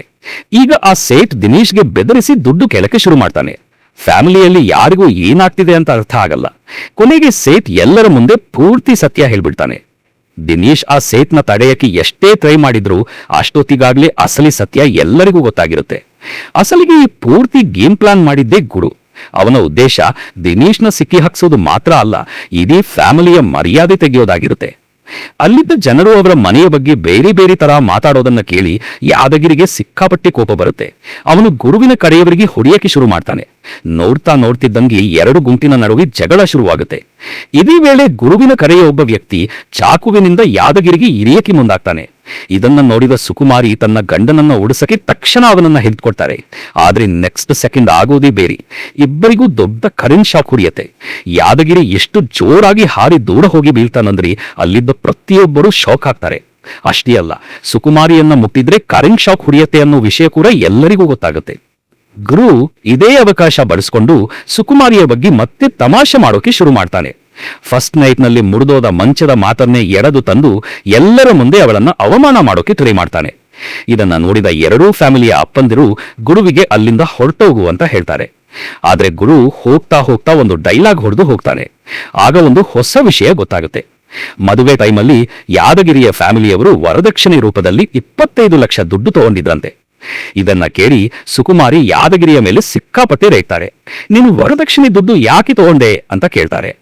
ಕೋಪದಲ್ಲಿ ಯಾದಗಿರಿ ಕೂಡ ಕಂಟ್ರೋಲ್ ಕಳೆದುಕೊಂಡು, ಹೌದು, ನಿನ್ನಂಥ ಹುಡುಗಿನ ಮದುವೆ ಆಗೋಕೆ ಯಾರಾದ್ರೂ ವರದಕ್ಷಿಣೆ ತಗೊಳ್ಳಲ್ವಾ ಅಂತ ಕೇಳಿಬಿಡ್ತಾನೆ. ಆದ್ರೆ ನಿಜ ಏನಂದ್ರೆ ಯಾದಗಿರಿ ವರದಕ್ಷಿಣೆ ತಗೋಬೇಕು ಅಂತ ಯೋಚನೆ ಕೂಡ ಮಾಡಿರ್ಲಿಲ್ಲ. ಬರೀ ಕೋಪದಲ್ಲಿ ಆ ಮಾತು ಬಾಯಿಂದ ಬಂದುಬಿಡುತ್ತೆ. ಇದಾದ್ಮೇಲೆ ಯಾದಗಿರಿ ಸುಕುಮಾರಿಗೆ, ನಿನ್ನನ್ನ ಮದುವೆಯಾಗಿರುವುದೇ ನಿನ್ನತ್ರ ಇರೋಕೆ, ಆದ್ರೆ ಈಗ ಅದೂ ಆಗ್ತಿಲ್ಲ ಅಂತ ಕೇಳ್ತಾನೆ. ಈ ಮಾತು ಕೇಳಿ ಸುಕುಮಾರಿಗೆ ಯಾದಗಿರಿ ತನ್ನ ಸ್ವಾರ್ಥಕ್ಕಾಗಿ ಮಾತ್ರ ಅವರ ಹತ್ರ ಬರೋಕೆ ಇಷ್ಟಪಡ್ತಿದ್ದ ಅಂತ ಅನ್ಸುತ್ತೆ. ಅವಳು ಎಮೋಷನಲ್ ಆಗಿ, ನಿನಗೆ ನನ್ನ ಬಗ್ಗೆ ಸ್ವಲ್ಪನೂ ಕಾಳಜಿ ಇಲ್ಲ, ನೀನು ಬರೀ ನನ್ನ ಮೂಲಕ ಒಂದು ಮಗು ಪಡ್ಕೊಂಡು ಆಸ್ತಿನ ಗಳಿಸ್ಬೇಕಂತಿದ್ಯಾ, ಬಹುಶಃ ಇದೇ ನಿನ್ನ ಅಸಲಿ ಪ್ಲಾನ್ ಅಂತ ಹೇಳ್ತಾರೆ. ಕೋಪದಲ್ಲಿದ್ದ ಯಾದಗಿರಿ ಕೂಡ ಏನೂ ಯೋಚನೆ ಮಾಡದೆ, ಹೌದು, ಇದೇ ನಿಜ ಅಂತ ಹೇಳ್ಬಿಡ್ತಾನೆ. ಇದನ್ನ ಕೇಳಿದ ತಕ್ಷಣ ಸುಕುಮಾರಿ ಒಳಗಿಂದ ಪೂರ್ತಿ ಕುಗ್ಗಿ ಹೋಗ್ತಾರೆ. ಇನ್ಮುಂದೆ ಈ ಮನೆಯಲ್ಲಿ ಇರಬಾರ್ದು ಅಂತ ಡಿಸೈಡ್ ಮಾಡ್ತಾರೆ. ನಾನೀಗ ನನ್ನ ಅಪ್ಪನ ಮನೆಗೆ ವಾಪಸ್ ಹೋಗ್ತೀನಿ ಅಂತ ಹೇಳ್ತಾರೆ. ಯಾದಗಿರಿ ಕೂಡ ಕೋಪದಲ್ಲಿ, ಸರಿ ಹೊರಟೋಗು, ನೀನಿಲ್ಲಿಂದ ಹೋಗೋದೇ ನಮಗೆ ಒಳ್ಳೇದು ಅಂತಾನೆ. ಯಾದಗಿರಿಯ ಅಮ್ಮ ಇದನ್ನ ಕೇಳಿ ಅವನನ್ನ ತಡೀತಾರೆ. ಸುಕುಮಾರಿ ಹತ್ರ ಈ ತರ ಮಾತಾಡ್ಬೇಡ, ನಿನ್ನ ತಪ್ಪಿಗೆ ಅವರ ಹತ್ರ ಸಾರಿ ಕೇಳು ಅಂತ ಬುದ್ಧಿ ಹೇಳ್ತಾರೆ. ಆದ್ರೆ ಯಾದಗಿರಿಯ ಕೋಪ ಇನ್ನೂ ಕಡಿಮೆಯಾಗಿರಲ್ಲ. ತನ್ನ ತಪ್ಪನ್ನ ಒಪ್ಕೊಳ್ಳೋಕೆ ಅವನು ರೆಡಿ ಇರಲ್ಲ. ಹೀಗಾಗಿ ಇವರಿಬ್ಬರ ನಡುವಿನ ದೂರ ಇನ್ನಷ್ಟು ಜಾಸ್ತಿ ಆಗುತ್ತೆ. ಕೊನೆಗೆ ಸುಕುಮಾರಿ ಅಳ್ತಾ ಅಲ್ಲಿಂದ ಹೊರಟು ಹೋಗ್ತಾರೆ. ಅಷ್ಟರಲ್ಲಿ ಸರಿಯಾಗಿ ಅವಳ ಅಪ್ಪ ಅಲ್ಲಿಗೆ ಬರ್ತಾರೆ. ಮಗಳನ್ನ ಈ ಸ್ಥಿತಿಯಲ್ಲಿ ನೋಡಿದ ಅವರು ಏನೂ ಕೇಳದೆ ಅವಳನ್ನ ತಮ್ಮ ಜೊತೆ ಮನೆಗೆ ಕರ್ಕೊಂಡು ಹೋಗ್ತಾರೆ. ಮನೆಗೆ ಬಂದ ಮೇಲೆ ಸುಕುಮಾರಿ ಹಳೇ ನೆನಪುಗಳಲ್ಲಿ ಕಳೆದು ಹೋಗ್ತಾರೆ. ಅಮ್ಮ ಹೋದ್ಮೇಲೆ ಅವಳ ಅಪ್ಪನೇ ಅವಳನ್ನ ಸಾಕಿರ್ತಾರೆ. ಯಾವಾಗ್ಲೂ ತನ್ನ ಮಗಳಿಗೆ ತುಂಬಾ ಪ್ರೀತಿ ಕೊಟ್ಟಿರ್ತಾರೆ. ಯಾರನ್ನ ಅವಳು ತನ್ನ ಅತೀ ದೊಡ್ಡ ಸಪೋರ್ಟ್ ಅಂತ ನಂಬಿದ್ಲು, ಅವರ ಬಾಯಿಂದಲೇ ಇಂಥ ಮಾತು ಕೇಳಿ ಸುಕುಮಾರಿ ಒಳಗಿಂದ ಪೂರ್ತಿ ಬ್ರೇಕ್ ಆಗ್ತಾಳೆ. ಇನ್ನೊಂದು ಕಡೆ ಯಾದಗಿರಿ ಕೂಡ ತಾನು ಹೇಳಿದ ಮಾತುಗಳನ್ನ ನೆನಪು ಮಾಡಿಕೊಂಡು ಕೋಪದಲ್ಲಿ ತನ್ನ ಕಂಟ್ರೋಲ್ ಕಳೆದುಕೊಂಡಿದ್ದೇನಂತ ರಿಯಲೈಸ್ ಮಾಡ್ತಾನೆ. ಆದರೆ ಎಲೆಕ್ಷನ್ ಕ್ಯಾಂಪೇನ್ಗೆ ಹೊರಗೆ ಬಂದಾಗ ಗುರು ಮತ್ತೆ ಅವನನ್ನ ತಮಾಷೆ ಮಾಡ್ತಾನೆ. ಯಾದಗಿರಿಗೆ ಕೋಪ ಬಂದರೂ ಈ ಸಲ ಜಗಳ ಮಾಡದೆ ಅಲ್ಲಿಂದ ಸೈಲೆಂಟ್ ಆಗಿ ಹೊರಟು ಹೋಗ್ತಾನೆ. ಅತ್ತ ಸುಕುಮಾರಿ ತನ್ನ ಫ್ರೆಂಡ್ ಮೀನಾಗೆ ನಡೆದದ್ದನ್ನೆಲ್ಲ ಹೇಳಿ ದುಃಖ ಹಂಚ್ಕೊಳ್ತಿರ್ತಾಳೆ. ಅಷ್ಟರಲ್ಲಿ ಮೀನಾಲ ಗಂಡ ಬಂದು ಅವಳಿಗೆ ಬುದ್ಧಿ ಹೇಳಿ ತನ್ನ ಜೊತೆ ಮನೆಗೆ ಕರ್ಕೊಂಡು ಹೋಗ್ತಾನೆ. ಇದನ್ನ ನೋಡಿದ ಮನೆಯ ಒಬ್ಬ ಹಿರಿಯರು ಸುಕುಮಾರಿಗೆ ಯಾವಾಗ್ಲೂ ಜಗಳ ಆದಾಗ ಮೀನಾಲ ಗಂಡ ಅವಳನ್ನ ವಾಪಸ್ ಕರ್ಕೊಂಡು ಹೋಗ್ತಾನೆ, ಆದ್ರೆ ನಿನ್ನ ಗಂಡ ಇನ್ನೂ ನಿನ್ನನ್ನ ಕರ್ಕೊಂಡು ಹೋಗಕ್ಕೆ ಯಾಕೆ ಬಂದಿಲ್ಲ ಅಂತ ಕೇಳ್ತಾರೆ. ಈ ಪ್ರಶ್ನೆಗೆ ಸುಕುಮಾರಿ ಹತ್ರ ಉತ್ತರ ಇರಲ್ಲ. ಇನ್ನೊಂದು ಕಡೆ ಯಾದಗಿರಿ ತನ್ನ ಎಲ್ಲಾ ನೋವನ್ನ ತನ್ನ ಮದುವೆಯಾಗದ ಚಿಕ್ಕಪ್ಪನ ಹತ್ರ ಹೇಳ್ತಾನೆ.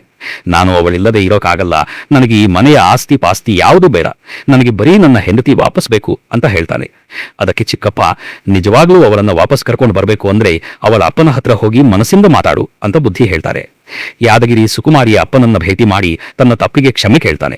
ಆಮೇಲೆ ಅಸಲಿಗೆ ಸುಕುಮಾರಿಗೆ ಈ ವಿಚಿತ್ರ ಪ್ರಾಬ್ಲಮ್ ಹೆಂಗಾಯ್ತು ಅಂತ ಕೇಳ್ತಾನೆ. ಆಗ ಅವಳ ಅಪ್ಪ ತುಂಬಾ ವರ್ಷದ ಹಿಂದಿನ ಕಥೆ ಹೇಳ್ತಾರೆ. ಸುಕುಮಾರಿ ಅಮ್ಮ ಪ್ರೆಗ್ನೆಂಟ್ ಆಗಿದ್ದಾಗ ಸಡನ್ ಆಗಿ ಫ್ಲೂಯಿಡ್ ಲೀಕ್ ಆಗೋಕೆ ಶುರುವಾಗುತ್ತೆ. ನೋವು ಕೂಡ ಜಾಸ್ತಿ ಆಗಿರುತ್ತೆ. ಆಸ್ಪತ್ರೆಗೆ ಕರ್ಕೊಂಡು ಹೋಗೋಣ ಅಂದ್ರೆ ಅದೇ ಸಮಯದಲ್ಲಿ ಗಾಡಿ ರಿಪೇರಿ ಆಗುತ್ತೆ. ಬೇರೆ ದಾರಿ ಇಲ್ಲದೆ ರಸ್ತೆಯಲ್ಲೇ ನಿಲ್ಲಬೇಕಾಗುತ್ತೆ. ಅಷ್ಟರಲ್ಲಿ ಅವರ ಪಕ್ಕದಲ್ಲಿ ದೊಡ್ಡ ಸಿಡಿಯು ಬಂದು ಬೀರುತ್ತೆ. ಹೇಗೋ ಮಾಡಿ ಅವಳನ್ನ ಆಸ್ಪತ್ರೆಗೆ ಸೇರಿಸಿದ್ರು. ಕೊನೆಗೆ ಒಂದು ಹೆಣ್ಣು ಮಗು ಹುಟ್ಟುತ್ತೆ. ಆದ್ರೆ ಹುಟ್ಟಿದ ತಕ್ಷಣ ಆ ಮಗುವಿನ ಬಾಡಿಯಿಂದ ಕರೆಂಟ್ ಪಾಸ್ ಆಗಕ್ ಶುರುವಾಗುತ್ತೆ. ಡಾಕ್ಟರ್ಸ್ ಕೂಡ ಶಾಕ್ ಆಗಿ ಮಗುವನ್ನ ಮುಟ್ಟೋದು ಡೇಂಜರ್, ಯಾರು ಟಚ್ ಮಾಡಬೇಡಿ ಅಂತ ಎಚ್ಚರಿಸ್ತಾರೆ. ಆದ್ರೆ ಹುಟ್ಟಿದ ತಕ್ಷಣ ತನ್ನ ಮಗಳನ್ನ ನೋಡಿದ ಅಮ್ಮನಿಗೆ ತಡ್ಕೊಳಕ್ಕಾಗಲ್ಲ. ಅವರು ಮಗುವನ್ನ ಮಡಿಲಿಗೆ ಇಟ್ಕೊಡ್ತಾರೆ. ಸ್ವಲ್ಪ ಹೊತ್ತಿನ ನಂತರ ಅಪ್ಪ ಕೂಡ ಮಗುವನ್ನ ಮುಟ್ತಾರೆ. ಆಶ್ಚರ್ಯ ಏನಂದ್ರೆ ಅಮ್ಮನ ಪ್ರೀತಿಯಿಂದ ಮಗುವಿನ ಬಾಡಿಯಲ್ಲಿದ್ದ ಕರೆಂಟ್ ಕಮ್ಮಿ ಆದಂತಾಗುತ್ತೆ. ಸುಕುಮಾರಿ ಅಮ್ಮ ಬದುಕಿದ್ದಷ್ಟು ದಿನ ಅವಳ ಬಾಡಿಯಿಂದ ಯಾವತ್ತೂ ಕರೆಂಟ್ ಬರಲ್ಲ. ಆದ್ರೆ ಅಮ್ಮ ತೀರಿಕೊಂಡ ನಂತರ ಆ ವಿಚಿತ್ರ ಕರೆಂಟ್ ಮತ್ತೆ ವಾಪಸ್ ಬರುತ್ತೆ. ಅಮ್ಮನನ್ನ ಕಳೆದುಕೊಂಡ ಸುಕುಮಾರಿ ಒಳಗಿಂದ ಪೂರ್ತಿ ಕುಗ್ಗಿ ಹೋಗ್ತಾಳೆ. ಇದರ ನಡುವೆ ಒಂದು ದಿನ ರೌಡಿಗಳ ಗ್ಯಾಂಗ್ ಹಳ್ಳಿಗೆ ಬಂದು ಸಣ್ಣ ಮಕ್ಕಳನ್ನ ಕಿಡ್ನಾಪ್ ಮಾಡಕ್ ಶುರು ಮಾಡ್ತಾರೆ. ಅದೇ ಸಮಯದಲ್ಲಿ ಸುಕುಮಾರಿಯ ಬಾಡಿಯಲ್ಲಿರುವ ಡೇಂಜರಸ್ ಕರೆಂಟ್ ಮತ್ತೆ ವಾಪಸ್ ಬಂದಿದೆ ಅನ್ನೋದು ಅವಳ ಅಪ್ಪನಿಗೆ ಗೊತ್ತಾಗುತ್ತೆ. ರೌಡಿಗಳಿಂದ ಮಗಳ ಸೇಫ್ಟಿಗೆ ಭಯಪಟ್ಟು ಅವರು ಹಳ್ಳಿಯನ್ನೇ ಬಿಟ್ಟು ಬೇರೆ ಕಡೆ ಹೋಗ್ತಾರೆ. ಹೊಸ ಜಾಗಕ್ಕೆ ಬಂದ ಮೇಲೆ ಸುಕುಮಾರಿ ತನ್ನ ಹಳೆ ಫ್ರೆಂಡ್ಸ್ ಮತ್ತು ಹಳೆ ಲೈಫ್ನಿಂದ ದೂರ ಆಗ್ತಾರೆ. ಅವಳ ಜೊತೆ ಉಳಿಯೋದು ಬರೀ ಅವಳ ಫ್ರೆಂಡ್ ಮೀನಾ. ಈಗ ಯಾದಗಿರಿಯಂತಹ ಲೈಫ್ ಪಾರ್ಟ್ನರ್ ಸಿಕ್ಕಾಗ ಯಾದಗಿರಿ ತನ್ನ ಲೈಫ್ಗೆ ಬಂದ ಮೇಲೆ ಎಲ್ಲವೂ ಮತ್ತೆ ಸರಿಯಾಗುತ್ತೆ ಅಂತ ಅವಳು ಅನ್ಕೊಳ್ತಾರೆ.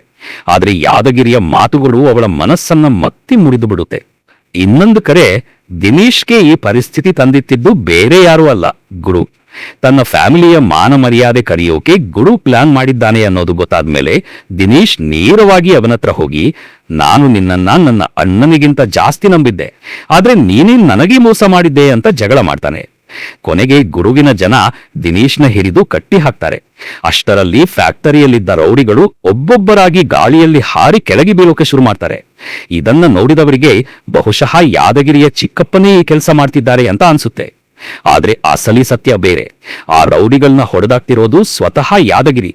ತನ್ನ ತಮ್ಮನ ಮೇಲೆ ಕೋಪ ಇದ್ರೂ ಕಷ್ಟದ ಸಮಯದಲ್ಲಿ ಅವನನ್ನ ಬಿಟ್ಟು ಬಿಡೋಕೆ ಅವನಿಗಾಗಲ್ಲ. ಕೊನೆಗೆ ಇಬ್ರೂ ಸೇರಿ ರೌಡಿಗಳನ್ನೆಲ್ಲ ಹೊಡೆದು ಮನೆಗೆ ವಾಪಸ್ ಬರ್ತಾರೆ. ಇದಾದ್ಮೇಲೆ ಯಾದಗಿರಿ ತನ್ನ ಚಿಕ್ಕಪ್ಪನಿಗೆ ಬುದ್ಧಿ ಹೇಳ್ತಾನೆ. ನಮ್ಮಿಬ್ಬರ ನಡುವೆ ಇಷ್ಟೊಂದು ಪ್ರಾಬ್ಲಮ್ ಬರೋಕೆ ನೀವಿಬ್ರು ಯಾವಾಗ್ಲೂ ಜಗಳ ಆಡ್ತಿದ್ದುದೇ ಕಾರಣ, ಈಗಲಾದ್ರೂ ಜಗಳ ಬಿಡಿ ಅಂತ ಹೇಳ್ತಾನೆ. ಅತ್ತ ಯಾದಗಿರಿಯ ಅಮ್ಮ ಕೂಡ ಅವನಿಗೆ ಬುದ್ಧಿ ಹೇಳ್ತಾರೆ. ಸುಕುಮಾರಿ ಹೋಗಿ 1 ವಾರ ಆಗಿದೆ, ಇನ್ನೂ ಅವಳನ್ನ ಕರ್ಕೊಂಡು ಬರೋಕೆ ಹೋಗಿಲ್ಲ. ಈಗಲಾದ್ರೂ ನಿನ್ನ ತಪ್ಪು ತಿದ್ದಿಕೋ, ಹೋಗಿ ನಿನ್ನ ಹೆಂಡತಿನ ವಾಪಸ್ ಕರ್ಕೊಂಡು ಬಾ ಅಂತಾರೆ. ಅಮ್ಮನ ಮಾತು ಕೇಳಿ ಯಾದಗಿರಿಗೆ ತನ್ನ ತಪ್ಪು ಅರ್ಥ ಆಗುತ್ತೆ. ಹೌದಮ್ಮ, ನನ್ನಿಂದ ತುಂಬಾ ದೊಡ್ಡ ತಪ್ಪಾಗಿದೆ, ನನ್ನ ಕ್ಷಮಿಸಿ ಬಿಡು ಅಂತ ಹೇಳ್ತಾನೆ. ಕೊನೆಗೆ ಯಾದಗಿರಿ ಒಬ್ಬನೇ ಅಲ್ಲ, ಇಡೀ ಫ್ಯಾಮಿಲಿ ಸುಕುಮಾರಿನ ವಾಪಸ್ ಕರ್ಕೊಂಡು ಬರೋಕೆ ಹೊರಡುತ್ತೆ. ಇದಾದ್ಮೇಲೆ ಎರಡೂ ಫ್ಯಾಮಿಲಿಗಳ ನಡುವಿನ ವೈರತ್ವ ಕೂಡ ನಿಧಾನವಾಗಿ ಕಡಿಮೆಯಾಗುತ್ತೆ. ಕೊನೆಗೆ ಎರಡೂ ಕುಟುಂಬಗಳು ಒಂದಾಗ್ತವೆ. ಇದೇ ವೇಳೆ ಸುಕುಮಾರಿಯ ಫ್ರೆಂಡ್ ಮೀನಾ ಡೆಲಿವರಿಗೆ ಆಸ್ಪತ್ರೆಗೆ ಹೋಗ್ತಾಳೆ. ತುಂಬಾ ಕಾಂಪ್ಲಿಕೇಶನ್ಸ್ ಆದ್ಮೇಲೆ ಮಗು ಸತ್ತೇ ಹುಟ್ಟುತ್ತೆ. ಇದನ್ನ ನೋಡಿ ಸುಕುಮಾರಿ ಪೂರ್ತಿ ಕುಗ್ಗಿ ಹೋಗ್ತಾಳೆ. ಮೀನಾಗೆ ಈ ಮಗು ಅಂದ್ರೆ ಎಷ್ಟು ಇಷ್ಟ ಇತ್ತು ಅನ್ನೋದು ನೆನಪಾಗಿ ಅವಳು ಅಳಕ್ಕೆ ಶುರು ಮಾಡ್ತಾಳೆ. ಅಳ್ತಾ ಅಳ್ತಾ ಹೊರಡಕ್ಕೆ ಹೋಗುವಾಗ ಸಡನ್ ಆಗಿ ಅವಳ ಕೈ ಆ ಮಗುವಿನ ಬಾಡಿಗೆ ಟಚ್ ಆಗುತ್ತೆ. ಆದ್ರೆ ಈ ಸಲ ಕರೆಂಟ್ ಶಾಕ್ ಆಗಲ್ಲ. ಸ್ವಲ್ಪ ಹೊತ್ತಾದ್ಮೇಲೆ ಎಲ್ಲರಿಗೂ ಆಶ್ಚರ್ಯ ಆಗೋ ತರ ಮಗು ಮತ್ತೆ ಜೀವಂತವಾಗುತ್ತೆ. ಇದನ್ನ ನೋಡಿ ಅಲ್ಲಿದ್ದವರಿಗೆಲ್ಲ ಸುಕುಮಾರಿ ಬಗ್ಗೆ ಇದ್ದ ತಪ್ಪು ಅಭಿಪ್ರಾಯ ಬದಲಾಗುತ್ತೆ. ತಾವು ಅವಳನ್ನ ಅರ್ಥ ಮಾಡ್ಕೊಳ್ದೆ ಎಷ್ಟು ಕೆಟ್ಟದಾಗಿ ನಡೆದುಕೊಂಡಿದ್ದೀವಿ ಅನ್ನೋದು ಅವರಿಗೆ ಗೊತ್ತಾಗುತ್ತೆ. ಅಷ್ಟರಲ್ಲಿ ಯಾದಗಿರಿಯ ಮನೆಯವರು ಕೂಡ ಸುಕುಮಾರಿನ ವಾಪಸ್ ಕರ್ಕೊಂಡು ಹೋಗೋಕೆ ಅಲ್ಲಿಗೆ ಬರ್ತಾರೆ. ಮನೆಯ ಹೆಂಗಸರು ಅವಳನ್ನ ವಾಪಸ್ ಬರೋಕೆ ಕೇಳ್ತಾರೆ. ಯಾದಗಿರಿ ಕೂಡ ಅವಳ ಹತ್ರ ಕ್ಷಮೆ ಕೇಳ್ತಾರೆ. ಆದ್ರೆ ಸುಕುಮಾರಿ ತಕ್ಷಣ ವಾಪಸ್ ಬರೋಕೆ ಒಪ್ಪಲ್ಲ. ಕೊನೆಗೆ ಯಾದಗಿರಿ ಬೇಜಾರಾಗಿ ಅಲ್ಲಿಂದ ಹೊರಡಕ್ಕೆ ಶುರು ಮಾಡ್ತಾನೆ. ಹೋಗ್ತಾ ಹೋಗ್ತಾ ಅವನು ಆಡೋ ಕೆಲವು ಮಾತುಗಳು ಸುಕುಮಾರಿಗೆ ಅವಳ ಅಮ್ಮನನ್ನ ನೆನಪಿಸುತ್ತೆ. ಯಾದಗಿರಿಯಲ್ಲೂ ತನ್ನ ಅಮ್ಮನ ತರಹದ ಪ್ರೀತಿ ಇದೆ ಅನ್ನೋ ಭಾವನೆ ಅವಳ ಮನಸ್ಸಿನಲ್ಲಿ ಮೂಡುತ್ತೆ. ಆಗ ಸುಕುಮಾರಿಗೆ ಒಂದು ವಿಷಯ ರಿಯಲೈಸ್ ಆಗುತ್ತೆ. ಯಾದಗಿರಿ ಬೇಕಂತಲೇ ತನ್ನನ್ನ ನೋಯಿಸಿರಲಿಲ್ಲ. ಕೋಪದಲ್ಲಿ ಅವನ ಬಾಯಿಂದ ಆ ಮಾತುಗಳು ಬಂದಿದ್ದವು ಅಷ್ಟೇ. ಅವಳು ಸಡನ್ ಆಗಿ ಓಡಿ ಬಂದು ಯಾದಗಿರಿಯನ್ನ ಅಪ್ಪಿಕೊಳ್ತಾಳೆ. ಈ ಸಲ ಆಶ್ಚರ್ಯದ ವಿಷಯ ಏನಂದ್ರೆ ಯಾದಗಿರಿಗೆ ಸ್ವಲ್ಪವೂ ಕರೆಂಟ್ ಹೊಡೆಯಲ್ಲ. ಅಲ್ಲಿಂದ ಸುಕುಮಾರಿಗೆ ತನ್ನ ಪವರ್ನ ಅಸಲಿ ಸೀಕ್ರೆಟ್ ಅರ್ಥ ಆಗಕ್ಕೆ ಶುರುವಾಗುತ್ತೆ. ನಿಜವಾದ ಪ್ರೀತಿ ಇರೋ ಜಾಗದಲ್ಲಿ ಅವಳ ಬಾಡಿಯ ಕರೆಂಟ್ ಕೆಲಸ ಮಾಡಲ್ಲ. ಇದನ್ನ ರಿಯಲೈಸ್ ಮಾಡಿಕೊಂಡು ಸುಕುಮಾರಿ ಸಿಕ್ಕಾಪಟ್ಟೆ ಖುಷಿ ಆಗ್ತಾರೆ. ಫ್ಯಾಮಿಲಿಯವರೆಲ್ಲ ಇವರಿಬ್ಬರು ಮತ್ತೆ ಒಂದಾಗಿದ್ದನ್ನ ನೋಡಿ ಖುಷಿ ಪಡ್ತಾರೆ. ಸ್ವಲ್ಪ ದಿನಗಳ ನಂತರ ಸುಕುಮಾರಿಗೆ ಮಗು ಹುಟ್ಟೋ ಸಮಯ ಬರುತ್ತೆ. ಇಡೀ ಫ್ಯಾಮಿಲಿ ಆಸ್ಪತ್ರೆ ಹೊರಗೆ ಟೆನ್ಷನ್ ನಲ್ಲಿ ಕಾಯ್ತಾ ಇರ್ತಾರೆ. ಅಷ್ಟರಲ್ಲಿ ಡಾಕ್ಟರ್ ಒಂದು ಹೊಸ ಪ್ರಾಬ್ಲಮ್ ಹೇಳ್ತಾರೆ. ಮಗು ಹುಟ್ಟಿದೆ, ಆದ್ರೆ ಅದನ್ನ ಯಾರಾದ್ರೂ ಮುಟ್ಟಿದ ತಕ್ಷಣ ಅವರಿಗೂ ಕರೆಂಟ್ ಶಾಕ್ ಹೊಡೆಯುತ್ತೆ. ಇಷ್ಟು ವರ್ಷ ಸುಕುಮಾರಿಗೆ ಇದ್ದ ಅದೇ ಪ್ರಾಬ್ಲಮ್ ಈಗ ಅವಳ ಮಗವಿಗೂ ಬಂದಿದೆ ಅಂತ ಎಲ್ಲರಿಗೂ ಅನ್ಸುತ್ತೆ. ಯಾದಗಿರಿ ಮಗುವನ್ನ ಮುಟ್ಟೋಕೆ ಟ್ರೈ ಮಾಡಿದಾಗ ಅವನಿಗೂ ಕರೆಂಟ್ ಶಾಕ್ ಹೊಡೆಯುತ್ತೆ. ಆದ್ರೆ ಸುಕುಮಾರಿ ಮಗುವನ್ನ ಮುಟ್ಟಿದಾಗ ಮಾತ್ರ ಯಾವುದೇ ಶಾಕ್ ಆಗಲ್ಲ. ಅಂದ್ರೆ ಬಾಕಿ ಎಲ್ಲರಿಗೂ ಮಗು ಡೇಂಜರ್, ಆದ್ರೆ ತನ್ನ ಅಮ್ಮನಿಗೆ ಮಾತ್ರ ಫುಲ್ ಸೇಫ್. ಇದರ ಮಧ್ಯೆ ದಿನೇಶ್ ಮತ್ತು ಅವನ ಚಿಕ್ಕಪ್ಪ ಹುಡುಗಿ ನೋಡೋಕೆ ಹೋಗಿರ್ತಾರೆ. ಆದ್ರೆ ಅಲ್ಲಿ ಒಂದು ಟ್ವಿಸ್ಟ್. ಆ ಹುಡುಗಿ ದಿನೇಶ್ನ ಬಿಟ್ಟು ಅವನ ಚಿಕ್ಕಪ್ಪನನ್ನೇ ಇಷ್ಟಪಡ್ತಾರೆ. ಇದನ್ನ ಕೇಳಿ ಚಿಕ್ಕಪ್ಪನ ಖುಷಿಗೆ ಲಿಮಿಟೇ ಇರಲ್ಲ. ಯಾಕಂದ್ರೆ ಫೈನಲ್ ಆಗಿ ಈಗ ತನಗೂ ಮದುವೆ ಆಗುತ್ತೆ ಅಂತ ಅವರಿಗೆ ಅನ್ಸುತ್ತೆ. ಹೀಗೆ ಸಿನಿಮಾ ತಮಾಷೆ ಮತ್ತು ಖುಷಿಯ ಜೊತೆಯಿಂದಾಗುತ್ತೆ. ಇದರ ಜೊತೆಗೆ ಈ ಸಿನಿಮಾದ ಕಥೆ ಕೂಡ ಕಂಪ್ಲೀಟ್ ಆಗುತ್ತೆ. ನಿಮಗೆ ಇವತ್ತಿನ ಸಿನಿಮಾ ಮತ್ತು ನನ್ನ ಎಕ್ಸ್ಪ್ಲನೇಷನ್ ಇಷ್ಟ ಆಗಿದ್ರೆ ವಿಡಿಯೋಗೆ ಲೈಕ್ ಮಾಡಿ, ಕಮೆಂಟ್ ಮಾಡಿ. ಈ ಸಿನಿಮಾಗೆ ನೀವು 10ಕ್ಕೆ ಎಷ್ಟು ರೇಟಿಂಗ್ ಕೊಡ್ತೀರಾ ಅಂತ ಕೂಡ ಹೇಳಿ. ಇದೇ ತರಹದ ಸಿನಿಮಾಗಳ ಕಥೆನ ಕಂಟಿನ್ಯೂಸ್ ಆಗಿ ಕೇಳಕ್ಕೆ ಚಾನೆಲ್ನ ಸಬ್ಸ್ಕ್ರೈಬ್ ಮಾಡೋದನ್ನ ಮರಿಬೇಡಿ. ಸಿಗೋಣ ನೆಕ್ಸ್ಟ್ ವಿಡಿಯೋದಲ್ಲಿ ಇನ್ನೊಂದು ಸೂಪರ್ ಕಥೆಯ ಜೊತೆ. Thank you.